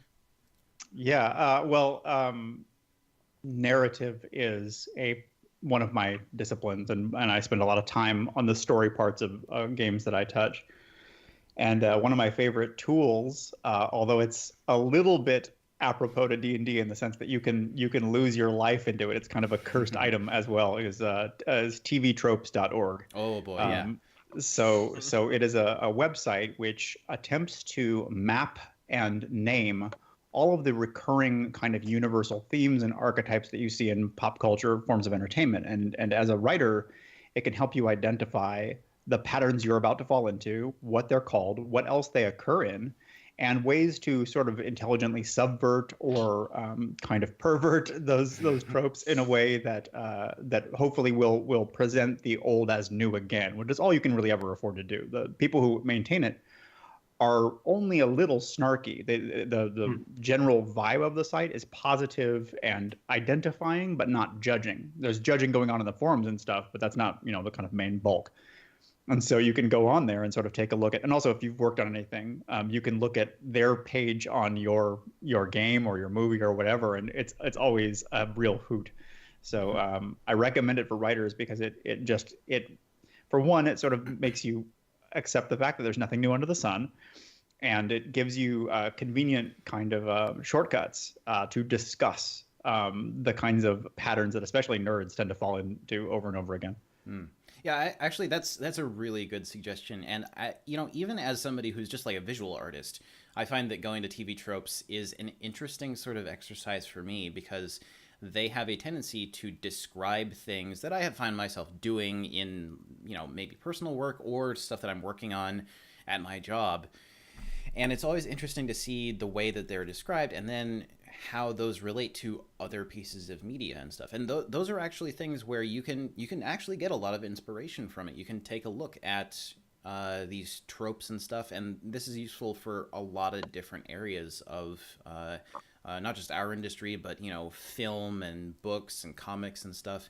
There are all these tropes, right? And you can actively use them or try to subvert them. I mean, hell, I'm using a wizard's tower in this game of D&D right now. You guys are in a wizard's tower, and you have like the all the different stuff that goes into it. It's got a peaked roof. It's in a weird space. It's got lots of magic. Yeah, you're in a wizard's tower, but the most dangerous thing in it is us. That's my favorite thing about D&D actually, is that the most dangerous thing in the entire universe is the players. Not because they're actually dangerous to other things, it's because they're dangerous to themselves.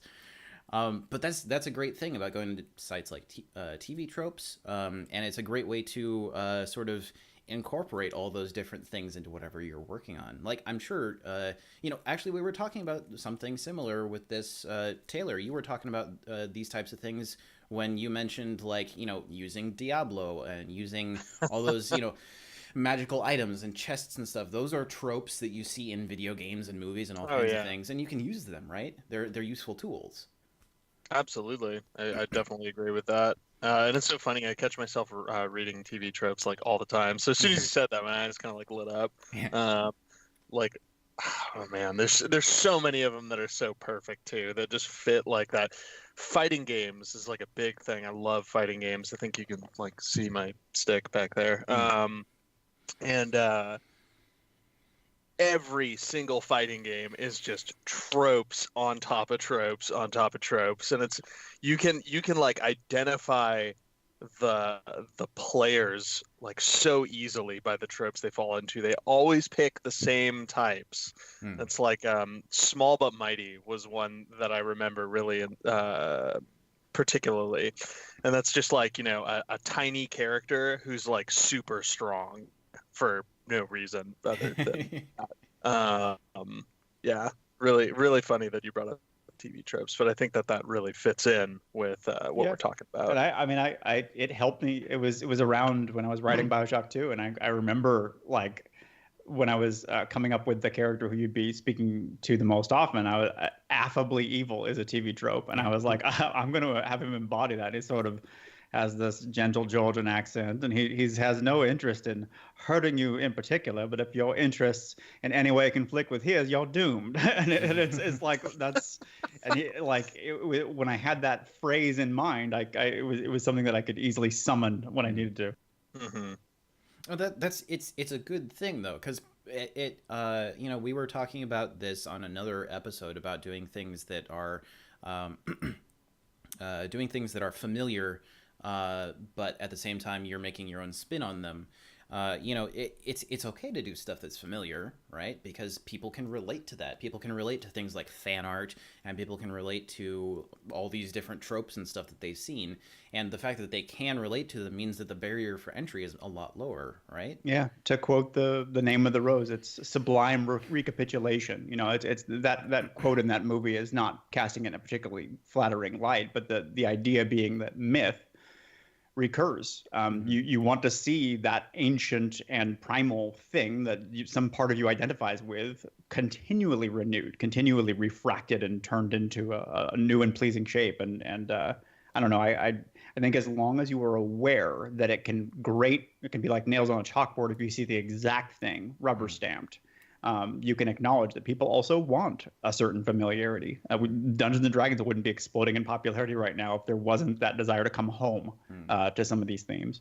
Yeah, of course. I mean, you know, for me as a character artist, I go to places like ArtStation, and I see things like, you know, robots with toaster heads and no eyeballs, and I think, oh, I have seen this every single day for the past 5 years because this is what the character art scene, for lack of a better term, kind of looks like right now, where I see, you know, women in battle armor with a thong, and I'm like, come on, this is a trope that I don't really need to see. But at the same time, you can take that and you can kind of subvert it for your own work. You can do the same thing, but then make it like a guy in a battle thong.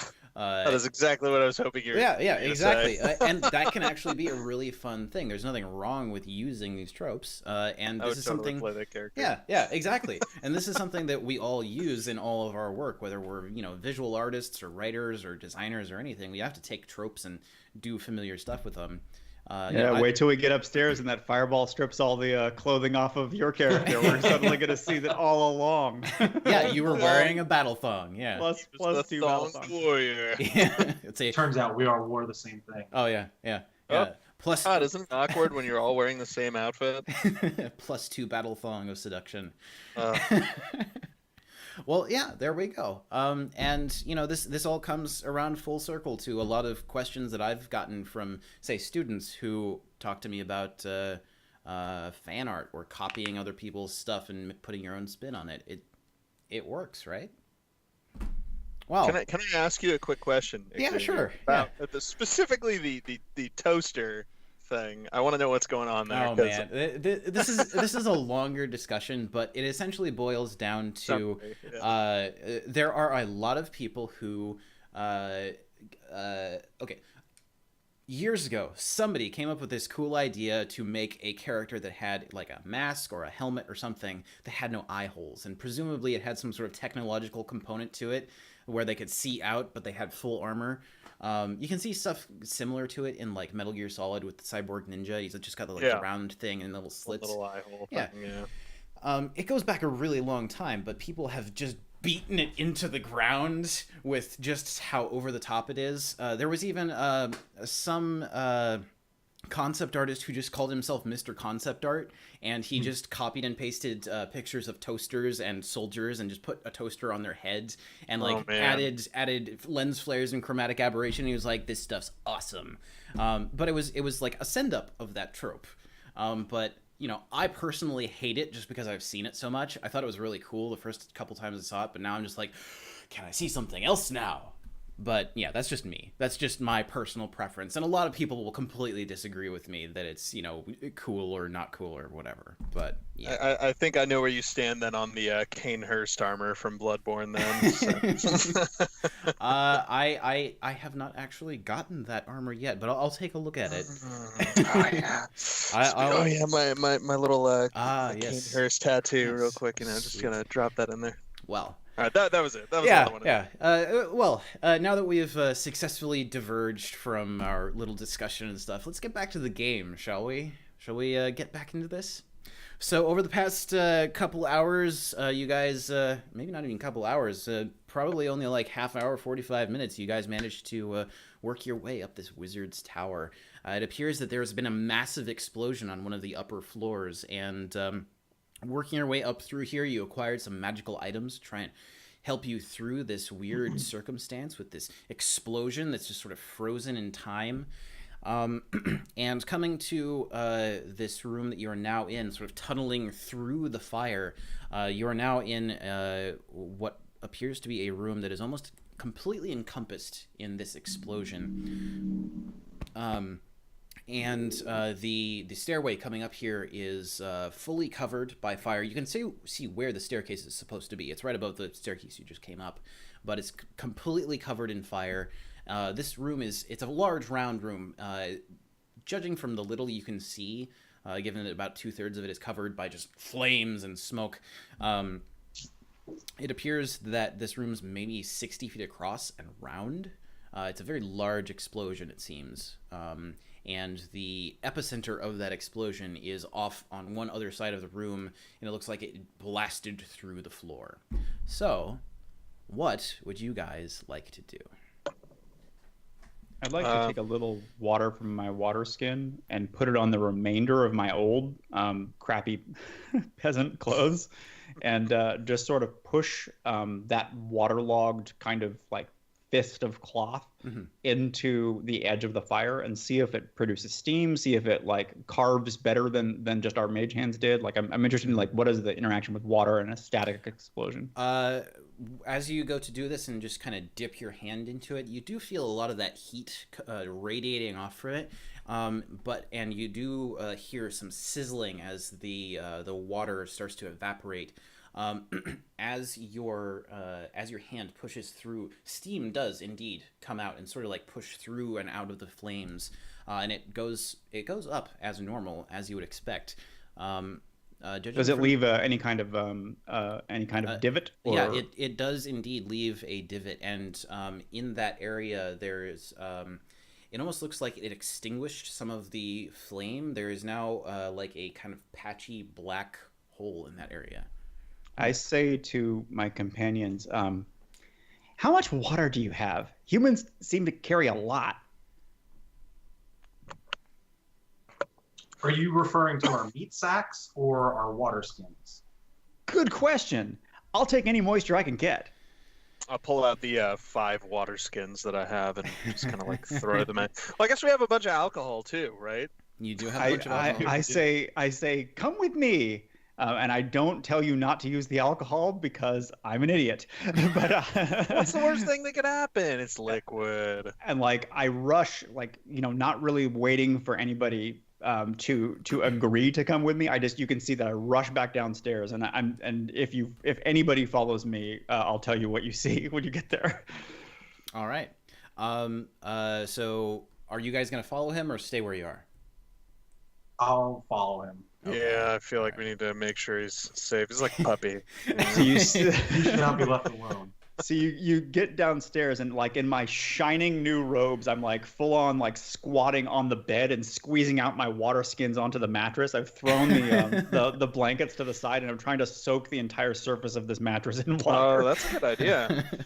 All right. I key into that, and I'll right. start emptying my water skins onto the mattress as I'm well. like, we need to make a cloud, and like I just start like. All right, so over the next few minutes, you guys do indeed start to sort of soak the mattress. You don't have quite enough water on you to get the whole thing soaked, so you have to pop some of the beers that you had found in the or some of the wines and beers that you'd found in the cabinets downstairs, and pour those out as well. We can check the kitchen and the dining hall for water. Yeah, you can do that if you want to.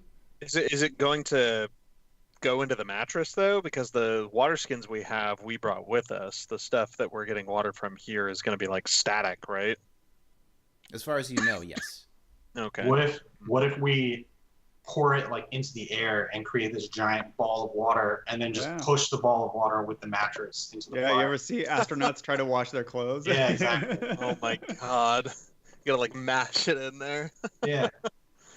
We'll just get a sheet and wrap it around the giant floating ball of water. Well, we'll certainly try. I'm very glad that my raw enthusiasm lured you guys into the stupid part of my plan. There always has to be a stupid part.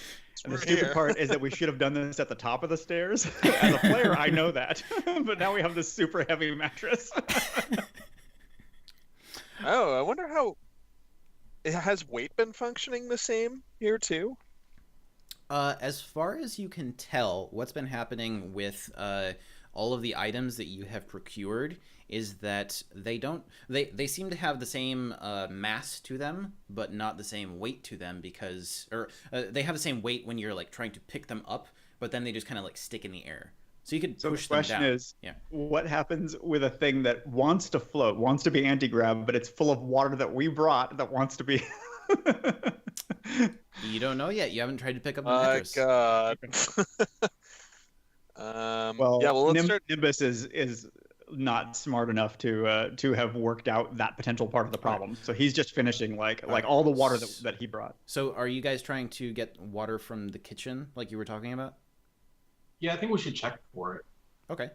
Going. Start trying to drag that mattress. Yeah, going down to the kitchen, you do find that there is some slightly stagnant dishwater in one of the sinks. Good enough. You don't find any other water. There is actually a faucet, so it looks like there is some sort of pump system or whatever. But you turn the knob and nothing comes out.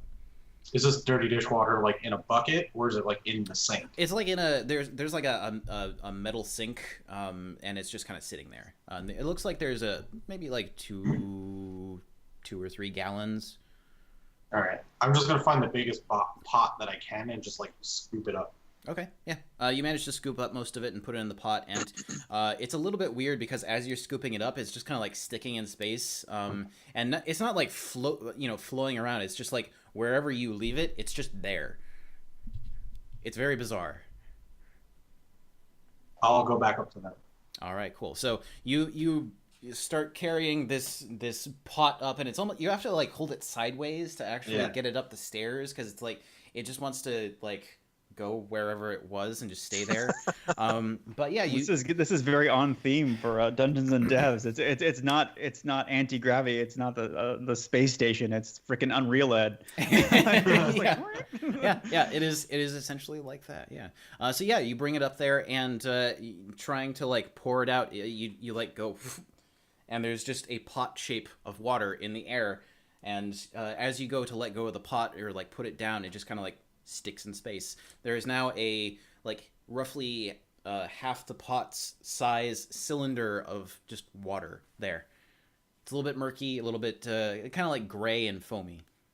I'll grab a bed sheet and like wrap it around the dome of floating water. All right. And then like drag it along. All right, cool. So you want to drag the bed sheet just like along through the air or something, or do you want to like push it into the mattress? Over my shoulder. No, just pulling it along. Yeah, sure. We're gonna have to like scoop the water out of that like an ice cream or something. No, I was gonna use my mage hand to just like drag it through the fire. Oh yeah, that's a good idea. All right, cool. So are you guys gonna try to move the mattress? Oh yeah. Okay. Yeah.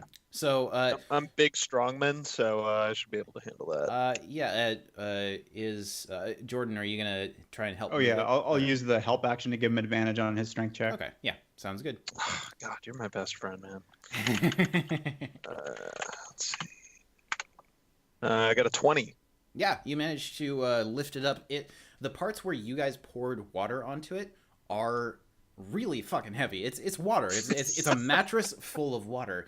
But then the like weird like third of it where you just like poured out some beer and wine and stuff and kind of like mushed it in there, just kind of like stick in the air, and it gets slowly dragged down through the air by the heavy parts of the mattress filled with your water.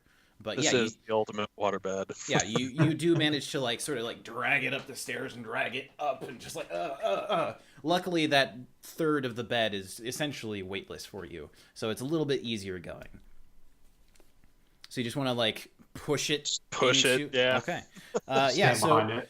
So going up into the library, you kind of just like push through the tunnel area where you guys were before, and it leaves a nice big sort of hole as you go through. The parts that touch the water that you guys poured onto it actually start to steam, and the steam billows up towards the ceiling and eventually disperses. The parts that are just like all the booze and stuff, it also goes to steam, and you do hear like as you push forward there's a hiss, but then looking around the other side you can see the steam just hangs there. It's a very weird effect, but the entire front of the mattress does start to it starts to get singed. What are you doing with the sheet full of water? Just like swinging it, dragging it through? Yeah, pretty much. Yeah. Flail. Yeah. You do manage to just like swing it through, just like kind of like walking in front of you like this, kind of pushing it and pulling and scrubbing the fire through the air. And after a certain point, the material of the sheet starts to burn away, and just blobs of water start hanging in the air, and you have to kind of like bat them into the flames. But you do also manage to carve out a big significant chunk before there's just so many like blobs of water hanging in the air that you just can't really get a handle on all of them, and you eventually have to just kind of like leave the sheet behind. And as you just toss it, it just once again hangs in the air just outside of your grasp. Working your way up the stairs to the next floor, you manage to do the same thing and get to the staircase. And as you guys work your way up the staircase, most of the water is starting to evaporate, but you manage to push through the last of the flames, and you come out into a room which is excuse me, similarly engulfed in explosion, although this one it's a little easier to see what this room used to be.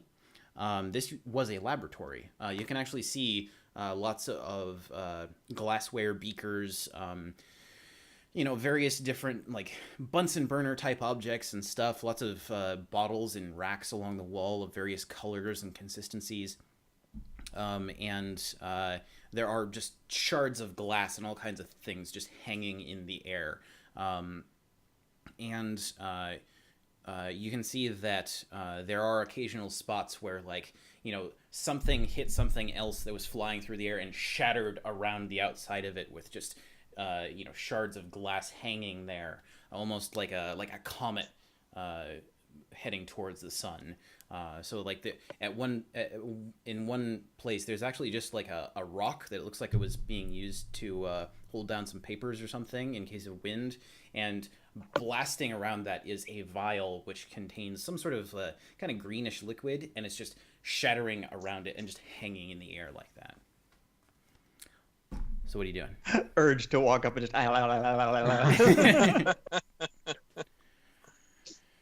Is there like a wizard on the ground somewhere? Do an investigation check. Yeah, I mean the letter said in the event he was transported to another plane, the sort of summons that brought us here would be fired off, but got an 18 never know. Investigation. Yeah, I'm just wondering if maybe it was like a time stop type thing, like a contingency spell. Totally. Yeah. So what was your investigation? An 18.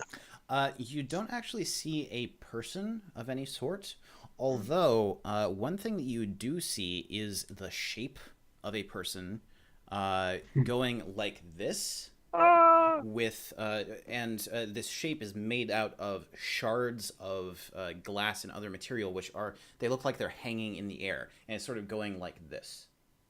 Like if there was a person there, he'd be perforated. If there was a person there, he was hit by all of those pieces. Sounds like fun. Do you want to go over and take a look at it or anything like that? Yeah, sure. Par for the course. I'll go up and poke it with my finger. Okay, so as you go and walk up to this shape of, it looks like if you lit something from just one side with a single light, it's almost like that. Then it's just like shadow on the other side where there's no glass hanging in the air. As you walk up and go to poke at some of the glass that's hanging in the air, you actually feel some sort of material there behind the glass that's hanging there. It feels like there's a little bit of leather there. You can't see anything, but you can feel something. Okay, I guess I'll try and brush all the debris and glass off of the man corpse thing. So as you go and dust. sort of brush off all these little shards of glass and material off of this invisible form, you do feel that it is actually, it's a person. Feels like they're wearing some sort of leather armor and a cloak. You feel some little studs on the leather, and you actually, brushing down farther, you can actually feel a belt. In one hand, one of these hands that's like this, you actually feel a dagger, and the pommel of a dagger right here, and the blade up here. It's also invisible. You can't get a read on what this person really looked like since their hands are up covering their face, but it definitely is a person standing there, and they seem to be invisible.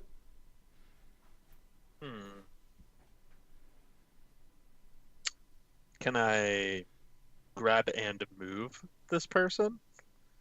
Yeah, make a strength check. Sure. Well, we should probably do that in Roll20. How's a 23 gonna do me? Yeah, it's a little bit tough to move this person. It feels like almost like their muscles are stiff and resisting, but you do feel them move, and once you're able to sort of move them, you're actually able to kind of move their entire body, almost like their muscles were kind of tense and locked, so they just kind of move as a unit. But you are able to kind of push against their muscles and stuff, and repose them, that type of thing. Huh.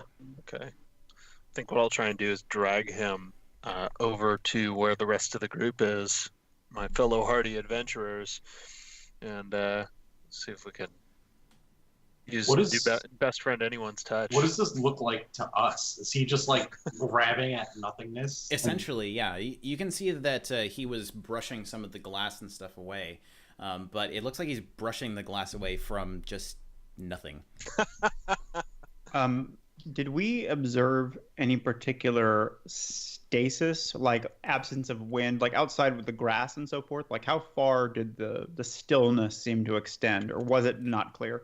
It wasn't super clear, although there was absolutely no breeze outside. Nothing like that at all. Okay. Also, when I shot my Eldritch Blast after 100 feet, it dissipated. Yeah. It hit something.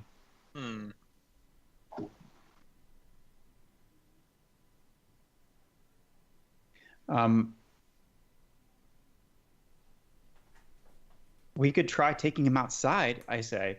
And I'm just assuming it's a him. I don't actually know. True. Is there any That's that trope. It's that trope coming to bite me. Is there any big L's that I can feel? Is he wearing a big L on his chest or something, so we know it's the Arcanist? Do a perception check. Can I do that too? Yeah, as you're kind of feeling along, trying to piece this together in your head. Everybody feel him or her. That's fair. You better switch it up to a her now, just to right. Just to show us the error of our ways. 22. 6. You do not feel a big L on this person's chest. You wasted an 18 on that. However, you do sort of get a feel for how this person is dressed. They are wearing leather armor. They have a small pouch at their waist. You can't actually see any of this stuff. You just get by feel of it. It's a leather pouch that contains various objects. It feels like some of them are oblong and stiff, probably made of metal. They had a knife in one hand, and they have a second knife on the back of their belt in easy reach, which is currently sheathed. They're wearing leather boots, and they have a cloak which is hanging from their shoulders. It appears to be a clean-shaven man with just a tiny bit of stubble, and a short ponytail. You can't get a real good feel for like how they look. But they seem to be human. They don't have pointed ears, and from what you can feel, this person is very muscular and very not like big and jacked, but more like lithe and wiry, and just judging from their general, I guess their appearance, for lack of a better term, they seem to be sort of along the roguey type of end of the spectrum. Nimbus, who is an idiot, like I say, downstairs there weren't any weapons or armor or anything, so I guess the wizard must have just been wearing them all. Like I'm like, we found them. Does taking stuff off the body cause the invisibility to end? Like if I detach that knife from the belt, does it become visible again? Taking the knife off the belt, no. Do an investigation check though. There's a 16. So padding along the body, you do find that this person is wearing what feel like some bracelets or something like that. And on one finger, on their left hand, their middle finger, they're actually wearing a very thin ring, which has some sort of gem on it that you can feel. And pulling that off of their finger, their entire body suddenly becomes visible, along with the ring. And it appears that this person is dressed in dark leathers, browns and blacks, and all of the metal bits have actually been painted black. You can see some of the paint has chipped off on like a belt buckle and some other spots, and you can see that they have a little bit of almost looks like soot on their face to sort of make them a little harder to read. But you can see this person appears like they might be some sort of I don't know, assassin or something like that. They're dressed in they're dressed in kind of a menacing way. Looking at them, they're pretty scary looking dude. Yeah, it's a level 7 edgelord. Yeah, exactly. Yeah, that type of thing. Not my brother. I want to look through like all the pockets and pouches and stuff to see if I can find any sort of paperwork or notes or anything like that. Sure. Yeah, you do find a small note in one of their pockets. It's actually a very small piece of paper written in a very small hand, but it appears to be a contract, something that they could carry on their person and then present to whoever they fulfilled the contract to.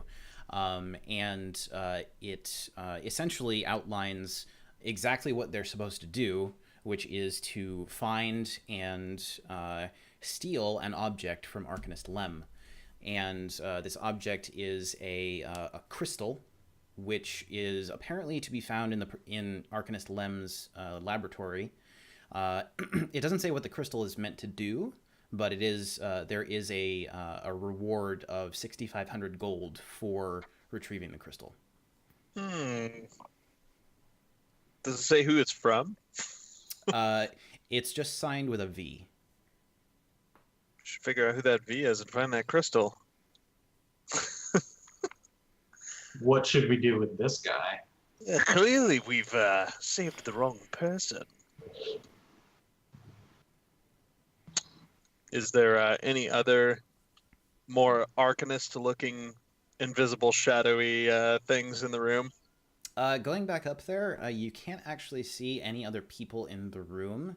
It appears that somehow time stopped in the middle of this this explosion as a result of something, and this person was kind of caught in there, but you don't see any people. Looking around the room, though, you kind of get the impression that not just the floor, but a large chunk of the opposite wall was blown out at the same time as the explosion. When you say, what should we do? I kind of lean over to the warlock and I say, somebody doesn't have a best friend yet. I'm just saying.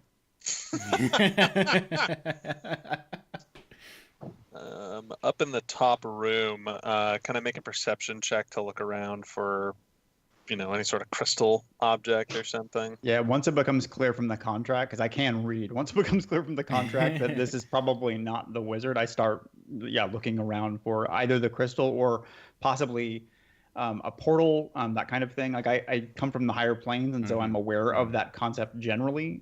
So I'm still like, where is that guy, and how did he go to another plane? Yeah. Okay. Going back up and investigating this room, now that you kind of have an idea of what to look for, it's a little easier.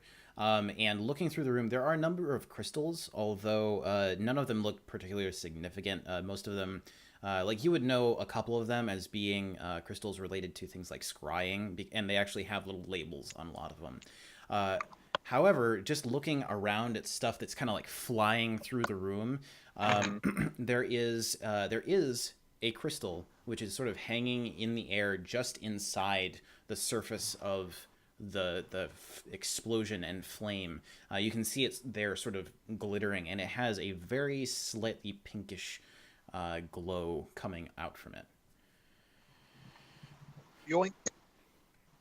I'm going to reach up there and grab it. Just reach into the flames? Reach into the flames and grab it All with right. my flame-resistant cloak. All right, so you I take... hope.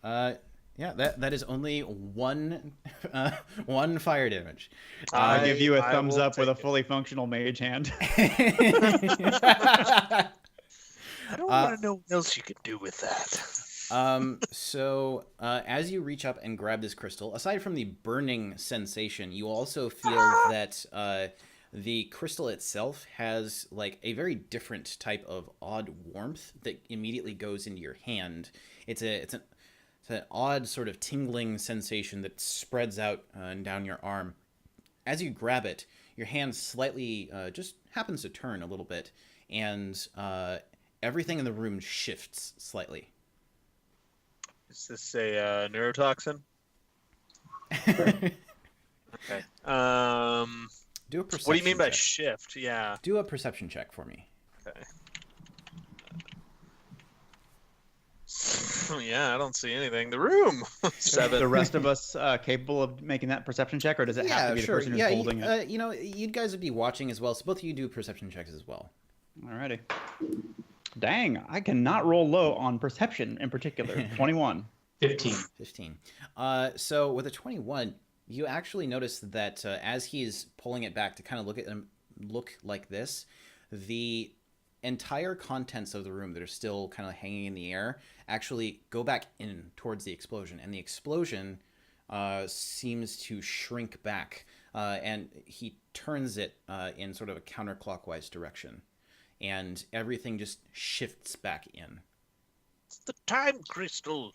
Does the assassin move? So you can go take a look. I That's a good grab call. your body and I start rotating you, and by extension the crystal, to see if we can get it to rewind further. Yeah, and exactly same question. Like, does the guy like get drawn from us, or is he like out of the stream now? You guys took him outside, right? Well, we took him. Did we make take it all the him way down? outside, or did we just take him out of the room? Yeah, I thought we just pulled him out of the Okay. Then I think that was just a pitch. Right. Okay. No, you can see that it's kind of weird because he's been reposed, but relative to his new position, he moves in the same direction or the opposite direction he would have been moving.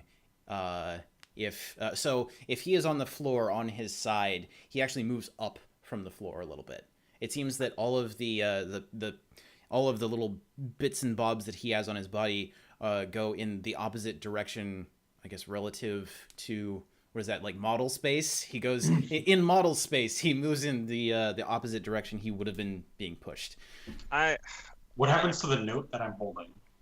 The note that you're holding actually sort of moves with him, or it tries to, in your hand. I feel like we should set up some sort of trap, trap, or like coup de grace him before he time resets, kind of thing, and everything goes back to normal. Because he might have information. Yeah, but he's probably just gonna try and kill me because I'm holding this toy. we could wound him or disarm him. Ooh, that's a good idea. Let's take his weapon. Well, you guys would have to do this, but take his weapons. So because my best friend said it, I'm like, take his weapons. Yeah, exactly. Like taking his knives and sort of holding them awkwardly straight up and down, like I'm ready for dinner. Like I don't know. Oh, wait, I'm gonna force an intelligence check on myself to see if I'd be smart enough to tell you that. What 5. were you saying, Tom? Sorry. I have a better idea. I'll take his daggers from you, and I'll take 2 of them, and I'll take each one and just like jam it into his legs. All right, yeah, Shish kebab. They just kind of after piercing these kind of like leather pants that he's wearing, it's a little bit of a resistance, but then they just slide right in like you're cutting raw meat. It's thinking about it for a couple of seconds, you're like, wow, that was really disturbing, but kind of cool. I'm just like, I look at the fighter and I say, they are not friends. No. Keep spinning me. All right, so you want to keep spinning counterclockwise? Yeah, you're stronger than I am, so once the effect starts to get pretty dramatic, if you wanted to stop me, obviously you could stop. But yeah, I can't, like, because we figured out the time scrubbing. Like I started. How many times do I have to spin in a circle counterclockwise until this is reset back to 0? Given how much it has turned, it seems like it'll probably take about 3 full rotations. Like from the start of when you were doing it, it'll take 3 full rotations to get back to whatever the origin of the explosion was. Then that is what we'll do. All right. So as you guys rotate this crystal, or rotate the fighter along with the crystal, whichever you want to do, the explosion does indeed seem to get smaller and smaller and smaller, and more of the room gets revealed. The assassin who is lying on the floor starts to move up into the air by increments, and the floorboards and stuff, which had been blown down and in, are now sort of essentially, it almost looks like they're repairing themselves and becoming unburnt and such. The all of the glass and stuff starts to reform into these little flasks and beakers and all sorts of other things. And over on the other side of the room, where you now know the origin of the explosion is, you can see that there are lots and lots of bottles and beakers and all kinds of things arrayed on this table, which it's a very long table in the middle of this room. And at the other end of the room, you can see a woman standing there. She's dressed in long, dark red robes, and she's leaning over the table with she has an eyedropper in one hand and a big beaker in the other.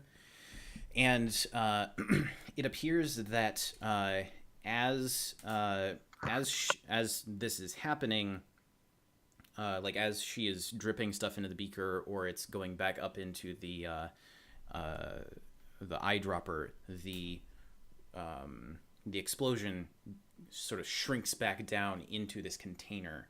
And you can see from the look on her face as the explosion kind of comes back in, she's looking directly at the location where this assassin or thief or whatever was standing. And she has sort of a stern look on her face. And the wall behind her sort of slowly comes back together and, sort of laces back into chunks of stone that are, covered with grout and such. It appears that in the explosion, she was blown out the back of the tower and through the wall. And yeah. I will go over to the table and just yoink the beaker out of the way. Okay, cool. So you're able to just like get it out of her grasp really easily. There's hardly any resistance. She was just holding it to stabilize it. And as you bring it up, you can see that it's filled with some sort of liquid, and as you bring it closer to your face, just to kind of like see what exactly it might be, it does have a very strong smell to it. It's not a familiar smell, but it kind of reminds you of like the burn of alcohol. I just want to make sure that if we resume time, we do not see this experience ourselves. All right, cool. So what do you want to do? Are we rewinded all the way now? I don't know. Keep going. I think that is the plan. I mean, obviously, we have the assassin is now back into place, and the ring. Did the ring that was keeping him invisible return to his finger and make him invisible again, or are we able to hold on to that and prevent that in the same manner as this beaker? It did not return to his finger, but it returned to, like, when you took it off his finger and were holding it, it returned to, like, relative to its orientation, it went back onto his finger, at least from its perspective. But it's just kind of hanging in the air right now. All right. I'll grab it and put it on my finger. You turn invisible instantly. I like this. It's the One Ring. Now that the explosion is now no longer there, everybody do a perception check for me. All right. My time has probably come. 17 again. I swear to God. I wish I was doing this on roll 20. It's 21. 21. I got a 2. A 2 and a 13. So with a 21 and a 13, you're so absorbed by the fact that this weird crystal is like controlling time, you actually start to like just kind of like go like that just a little bit just to see the effect. It's just like a natural thing that you'd want to do anyway. But you guys actually notice that while he is doing this, the light outside has shifted. There are the two windows on either end of the room, and the light has changed from being that sort of soft diffuse light to the light coming in from the window just behind the woman in red robes.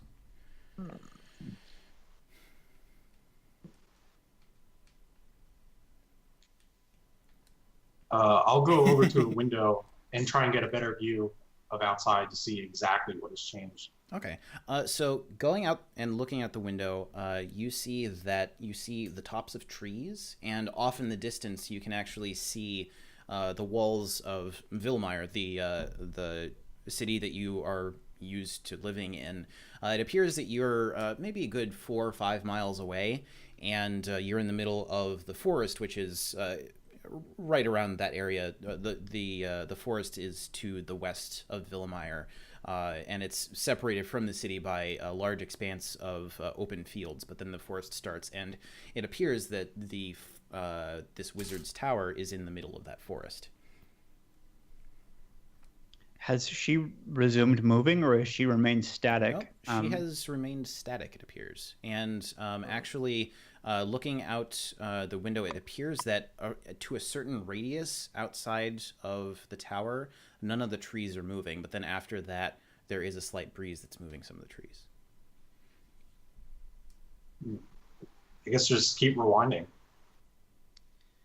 Let's see how far back this goes. Cool. I'm gonna just keep twisting it. Now that I figured out I can do that. So as you keep twisting this thing,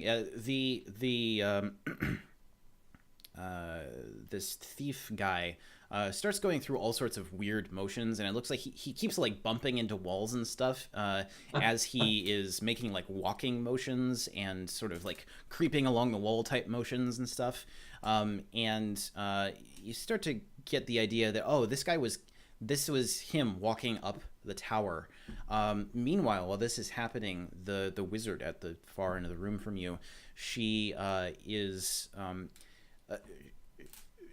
from, and it's all in reverse. She goes from having this little eyedropper to picking up a little jar, about yay big, about the size of like a jam jar or something, putting stuff from the eyedropper back, going and putting the jar back and the eyedropper back, and walking backwards through the room as she is studying a small orb that she was holding in her pocket, which she then she puts it in her pocket and then takes it out, or she takes it out of her pocket as she's walking backwards, and goes backwards down the stairs. It appears that she was taking a look at something through this orb and expecting that this guy would be there. And as she works her way back downstairs, sort of following her along with her, you can see that she goes back down into the library,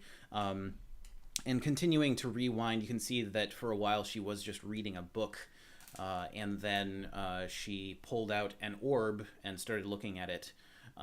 It appears that there was some sort of alert that she got, and looked through the orb and saw something, and went upstairs and started preparing things. So I look up at the two of you guys, and I look up. I look like I'm about to grab her around the waist and try to carry her out with my fat 8 strength, and I say, we should take her outside the radius. We need to question her about where the Arcanist is. I'm like holding on to her, and I'm gonna try to. But if you keep rewinding her, she probably keeps slipping my grasp. So the plan won't work if you keep doing what you're doing. But you can see me kind of chasing her and like trying to take her outside. No, don't touch her. We need to see where this goes. She's probably the Arcanist. I'll just keep rewinding it. Oh, yeah, Nimbus catches up. I want to go over to the orb that she's holding at like the moment of recognition that there's an intruder, and I want to look in it to see if I can see what she sees. So looking into this orb, you can actually see a view looking down the stairs, almost like it's from the middle of a doorway, looking down the stairs to not the first floor, but the second floor with the sitting room. And it's looking down the stairs into that sitting room. You can see that someone is crawling into the window, and they're just in the middle of putting like one leg through that window.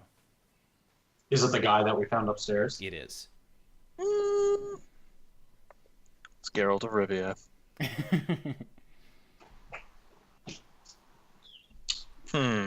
Keep rewinding, I guess. So as you keep rewinding and sort of watching her as she's doing her daily stuff, it gets to the point where she has some tea. She gets up from bed. It goes through her entire daily thing. Meanwhile, from upstairs, you can hear the guy bouncing around on the walls and stuff, just like bumping into the floor and the ceiling, and he's at weird angles and shit. The ring that is on your finger, Tom, continually tries to like pull in different directions whenever he twists this thing backwards. But then you kind of like wrench it back and it stays on your finger. It's a little bit of an odd sensation because you can see as soon as he twists this thing in the air, your finger gets pulled just a little bit. I feel like maybe we're doing something wrong with this. I'm gonna try turning the crystal upside down. You turn the crystal, rotating on a different axis. Yeah. You turn the crystal upside down and nothing appears to happen.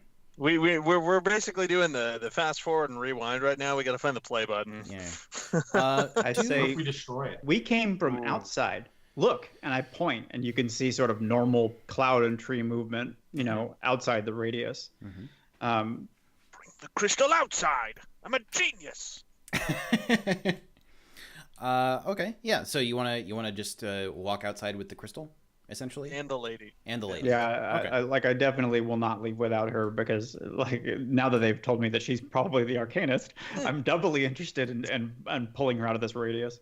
We should take some of this rope that I have and tie up the assassin on a tree or something, or a chair. Sure. Yeah, I mean he's still gonna be too. Yeah, he'll be flopping around. I mean, he's totally going to come after us. So. Well, we did stab his legs. Oh yeah. Did the knives come out? Probably. They did sort of move around at different angles relative to him. Are the wounds still there? Yeah, that Yeah, the wounds were still there after you made them, even going in reverse. should have hamstringed him. Good enough. Yeah. Monster. Adventurer. Murder hobo. Big distinction. That's right, murder Yeah. hobo. All right, so you want to sort of drag this lady outside and beyond that radius you're talking about? Yeah. Okay, cool. So you take her outside and sort of just like carrying her under your arms like this, just kind of like walk out with her, and I want everyone to do a perception check. Oh no. It's a roll. I'm bad at those. Okay, slightly 18. lower this time. Still 17. 21. 21. Natural 20. Hey. Tom. 18. 18. Yeah. So after a few minutes of walking, you guys, now being used to the stillness, can sort of see the movement beyond that radius that you noticed before, and it becomes a little more noticeable. You realize what's going on, and then as you keep walking with this lady under your arm, it seems like the radius of that stopping of movement extends forward out from you. No. All right, well, let's move the crystal by itself then. Leave her where she is. Maybe pulling the crystal far enough away from her will trigger something. Mm. I'll stay with her. You take the Okay. crystal away from both of us. If I can I set that crystal down and like could we just Yeah, like you leave can. it in there? Yeah. As you could set it down if you want to. It doesn't. All right, well, It does tend to like hang in the air a bit, but that's you Well, can just let go of it. how about this then? I'll walk back towards the tower with the crystal in hand, leaving her to be outside the radius once I get far enough away. And then if I see her like move or something like that, I'll set the crystal down. All right. So how far did you want to try and walk with this lady under your arms? At the time, our thinking was to get from the center of the sphere, which we now know is on the crystal, to the place where we can see the trees and wind animating properly. Right. So to wherever that edge looked like it was. yes. Okay, cool. Now that we know that the crystal, like you said, it was quite a ways, right? Like how big is the bubble? So the bubble appears to be about 200 feet. It's like a 200-foot radius, it appears. So 400 feet across in total. Yeah, I mean, we know that the guy was there to steal it, so we're probably just like trying to separate from one another at some vectors away from the tower. Sure. Okay. So so essentially far enough away from the tower where the tower will be outside of that radius. Okay. So, and Taylor, you're walking back to the tower? You got it. Yep. All right. So as you walk back to the tower and just kind of walk right in the door, you notice that suddenly the crystal in your hand has a lot more weight to it. It feels like this crystal is the right weight for a rock in your hand. Do a perception check for me real quick. Do a heavy check. All right, give me 1 second. 20 plus 1. 10! So coming back to the tower, just as you're about to enter the door, you notice a slight breeze going across your face. Ooh. My beard is wispy. And then you enter the door, and it seems pretty much the same as before. Don't remember there being a breeze before. All right, Jordan and Tom, are you guys doing anything, or are you just waiting? Well, our goal was to get outside the radius of the crystal. So unless Tom actively stops me, I would be continuing to move her the opposite direction from the crystal. Cool. Taylor, what are you doing? Is the fire moving? Walking up into the second floor of the tower, the fire is indeed moving. Oh my. Okay. Check on the assassin. Yeah, let's do that. I'm So gonna as- put the crystal in my pocket, and then somewhere where he wouldn't know where it is. Okay. Like my front pocket.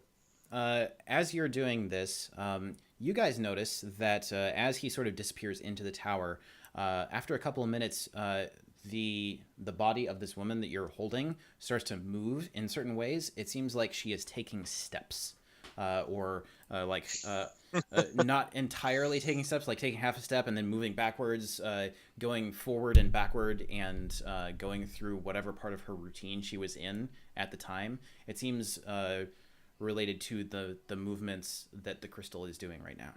Oh, if you put it in his pocket, it's like bouncing around. Yep, exactly.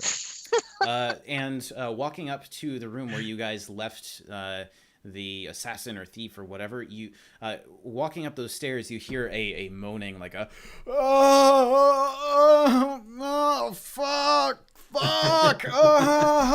and walking up into the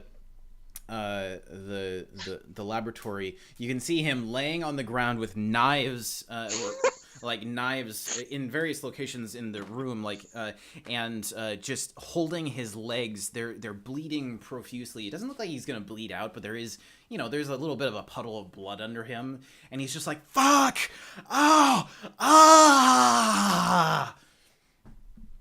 He's trying to sort of bandage himself up. He's actually got a belt around one leg just in case he needs a tourniquet. It doesn't look like he's in mortal danger, though. It just looks like he got stabbed. He doesn't even notice you walk in. He's so preoccupied. Oh, then I'll draw my sword. All right.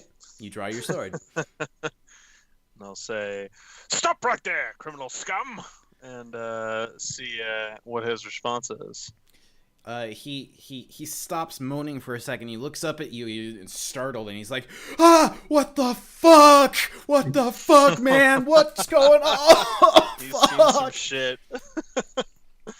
That's good. Yeah, I'm gonna ask him again. What are you doing, criminal scum? I'm sitting in my own blood, you motherfucker! Oh, God. He seems to be in a lot of pain. I feel like I should put him out of his misery, man. Just get it over with. It's no coming back from a wound that grievous. No one's watching. You do what you want to do, man. Oh, man. They are at least 200 feet away from you, and getting farther. Jeez, you can't do this. Everybody knows fighters are bloodthirsty. And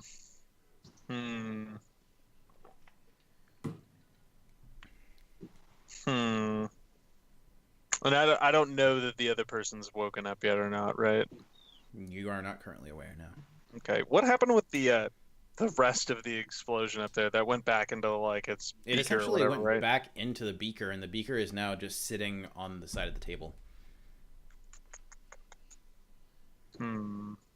He created an offset, so even if you were to fast forward, it wouldn't intersect right. Yeah. The drop from the eyedropper wouldn't have dropped into the beaker, causing the explosion. Gosh, this is tricky. Could either commit adventurer, or I could go back outside and see what happened. Oh man, it's poor choice theater. Yeah, but what will you do? I totally think this guy's a evil criminal assassin guy, so I need to exact swift adventurer on him. Swift adventurer. Yeah, swift adventurer, which you could, I guess, interchange with murder. I sentence you to adventurer. Well, while you are, mulling over this moral quandary, what do you guys want to be doing? And actually, do a perception. Both of you do perception checks for me. 18. 18? I swear to fucking God, it's the fourth 17 or something like that. 21. So help me. Yeah. As you guys have been walking for a few minutes now, it's like you can't get away from this damn bubble. And as soon as you move the body of this woman who's just kind of like suspended in air, the bubble goes along with you. You move it in any direction, it goes along with you. it seems to be centered on her. All right, Sparky, this ain't working.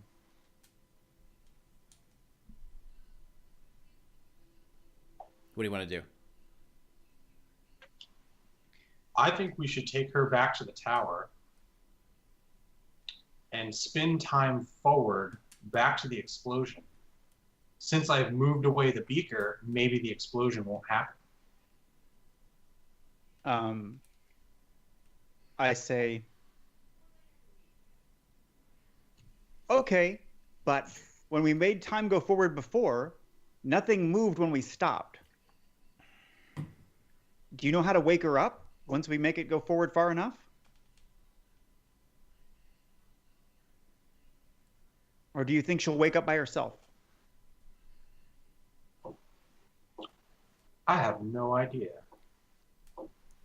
I say, my best kind of idea, and just to help you carry her back into the tower. Yep. All right. Taylor, after a few minutes of mulling over your options here, you notice that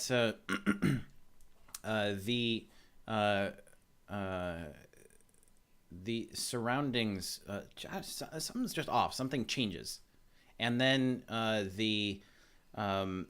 you realize, oh, duh, this guy is no longer moaning on the floor. He's just stuck in space again. I'm gonna go back downstairs. All right, so coming back downstairs, you find that these two have just carried the horizontal body of this woman back into the tower. I knew it! I'm gonna... Well, the man clad in black is awake upstairs. How did he feel about his legs? No. Didn't like it. Good, so that went well. We saw what backwards looked like, and we found the crucial information of what kind of tea she prefers. Let's try the other way. All right, I'll pull the crystal out of my back pocket, and I'll make sure that it's oriented correctly and start spinning it the opposite direction. So you want to spin time forward now? Yes. All right. Yes. So as you do this, something odd happens. The woman who is currently just kind of floating in the air sideways starts to fall to the ground as you're spinning time forwards. And the more you spin it, the more it looks like she is having a realization on her face. And she very slowly starts to look at all of you guys and at the guy who's on the floor. And the more that you spin it, the more it seems like she is becoming aware of her surroundings. And she's still moving in time with the crystal.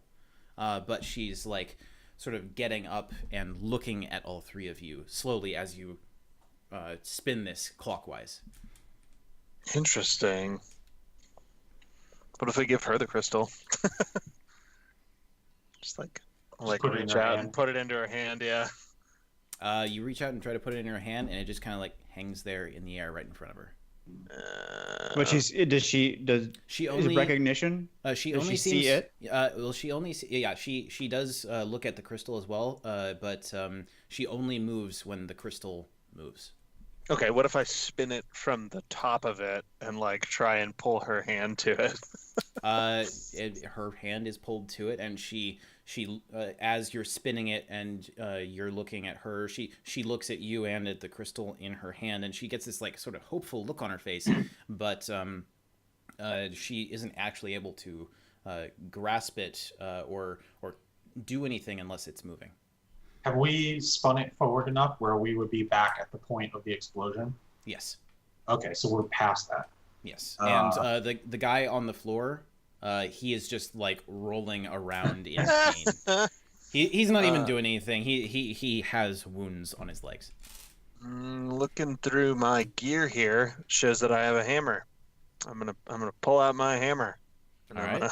You pull out your I'm hammer. gonna and I'm gonna like be spinning it and motioning like I'm gonna hit the crystal, going like, yes. Yeah, is there like an insight check? Like my character is not smart enough to have suggested that, but that's what I was hoping, is that like if we destroy it, does her expression change, or do if we mime destroying it, does her expression change? Yeah, as you spin it, you can see that her expression does indeed change, and she starts to smile. Okay. And I'm gonna Hold finish that. on. I'll like try and catch the hammer before you smash it. With the way everything we've been breaking has been going so far, we should do this outside. That's a good idea. That's a great idea. All right, I'm gonna grab this crap and somebody pick her up and go horizontal with her. And So I you guess I could keep spinning it and she could walk herself. Yeah, right? I mean, you work your way out of the tower. It quickly becomes pretty clear that just picking her up and walking down with her is going to be easier, because there's actually no weight to her, really, once she's in the air. You just kind of like shove her along. So once you get outside of the tower and start spinning this crystal, she looks at you slowly and nods her head, and it's pretty clear that she wants you to smash that crystal. All right, well, I'm gonna smash that crystal. Put it on a rock and then just bash that shit I'll with my hammer. catch the hammer again and be like, No! hold on, one Got to free second. her. And then I'll start like running away from them. And when I get like 100 feet away, I'll turn around and just thumbs up. All right, great. So yeah, you place the crystal onto a little rock, and you just go, psh, and it shatters, and there is a bright pink flash right in your face, and it shatters, sending almost like it was pressurized, and it sends shards out. But then you realize as the shards go out, they just sort of like fade in the air and just completely disappear in little puffs of smoke. And My eyes and kill me. and as this happens, you hear like a ho ho hoo ho from behind you, and looking around, you can see that the woman is sitting on the floor, or on the ground, and she's like, "Oh, thank you, oh my God, thank you so much." And she actually reaches into her shirt and pulls out a string with a shattered-looking clay amulet on the end. There's only a chunk of it left, but it looks like this clay amulet of some sort was shattered in the explosion. And she holds it up and she's like, "I'm really glad that I made this thing. Oh man. I don't know who you are. I assume you're from the Adventurers Guild, but I'm Arcanist Lem. Thank you so much. Oh man, how long was I out for?"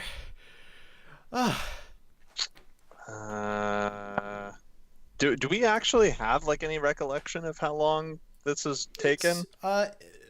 As far as you know, it feels like it's taken a couple of hours. Just looking through the building and figuring out exactly what's going on in there. I'll come running back over. Did it work? She yes. looks at you and she's like, "Oh, I didn't see that. Yeah, it worked. Yes. Oh, I wasn't even sure it was going to. So I'm glad that I'm glad it did. Oh my God. Wow. Yeah, I'm Arcanist Lem. It's nice to meet you. Oh, thank you so much. I wasn't sure that I was gonna make it out of that one, but looks like I did. Can I get you guys anything? A drink? A reward? I'd be happy to pay you." My bag. I have plenty of drinks here. Yeah, I say, "We need nothing at all from you," and I'm like, immediately my robe starts shimmering, and it's like I use minor illusion to make it sort of vaguely like it's just like I'm a human disco ball. It's obviously her robe. She kind of. I believe there's still the assassin upstairs. She actually kind of looks at you, Jordan, and she's like, "You know what? I really like that robe, but as a thank you, let's say it's yours now." Oh no, Tom, where's Tom? I don't know. Can you hear me? Oh, we can hear you. This happened last time. You Yeah, might it have did. accidentally bumped your camera share icon instead of your mute. It happens. Yeah. All right. Well, let's just keep going since we can hear me. No All right. problem there. Yeah, so she thanks you for your troubles, and she's like, "You know what? I can get more of those items. You take what is in that bag you have there? Did you take some of my spirits and liquor?" Just the cheap ones. do a deception check. Well, I mean, I don't know if they're expensive, right? So let me see what my modifier is real quick here. I don't have it trained, and my charisma is -1, So it's gonna be a -1 for you. 17. 17. Oh, hey, look, Tom's back. Yeah, she kind of like looks you in the eye. She's like, fine. All right. Well, if there is ever anything that I can do for you, if you ever need any magical assistance, I can give you more or less anything you need. I was not expecting this crazy plan to work, but I'm really glad it did. It looks like somebody was trying to steal one of my chronostones, and I'm glad that this whole crazy arrangement worked. Yeah, if you ever need any items enchanted or identified, I will be here, and you are more than welcome to come to me and ask for any help, because I was probably going to be stuck that way for quite a long time until someone figured out that I was in a demi-plane. So, thank you guys. Yes, we figured that out. Did you say one of your chronostones? Yes, I did. How many of these do you have? Well, I haven't finished making the rest of them, but I'm hoping that by the time I'm done, I'll have a good batch of 5 or 6. I have a favor to ask then.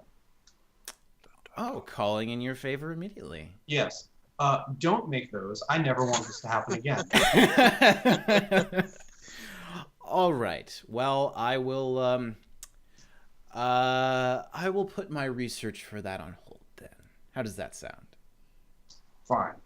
All right. And I see that you have my very shiny cloak. That's yours. I like it, but it's a bit too flashy for me anyway. And I mean, I know you work for the Adventurers Guild. Is there any other reward that I can give you? I'm looking for my purpose. I like you a lot. I I'd think I can like help you. Adventure. I think he's got a new best friend. I think he might. It's like, oh no, and also I have a nemesis. Yeah. Because And my old best friend spends the rest of his days drunkenly stalking me. And with that, now having freed Arcanist Lem from her chronological prison of her own making, you guys do actually stay for a bit of tea, and Arcanist Lem actually goes up to her laboratory and applies a nice healing salve to the thieves' legs and gives him a stern warning to not mess with wizards anymore, because they'll fuck you right up. And then she boots him out of her tower. And over the next day or so, she arranges for some of your items to be enchanted. She gives you a few more bottles of very nice booze and says, "Save this for a special occasion. It'll do well for you. There's a little more to that, than you think there might be." And finally, she sets you on your way back towards the city of Villemire, back to the guild hall of the Adventurers Guild, off to find adventure another day. Huzzah! Yay! How much experience do we get? Well, actually, that's a very good question. If you guys would The like to real experience return, points were the best friends we didn't make along the way. if you guys would like to return for another episode of Dungeons and Devs, it would be an absolute pleasure to have any of you back on. I always enjoy playing D&D and playing D&D with some of the same group, and mixing groups up and stuff like that. It's always a fun, interesting, dynamic experience. So if you'd like to come back on, in lieu of getting experience, I'd actually recommend that you build your own character. And if you've already built your own character, like Jordan, maybe dig a little more into it.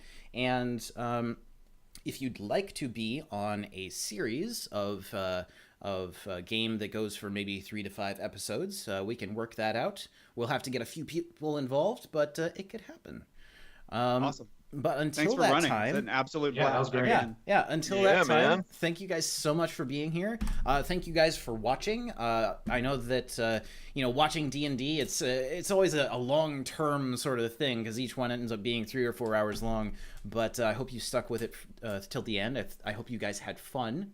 I hope this was a fun experience, and I will see you guys next time.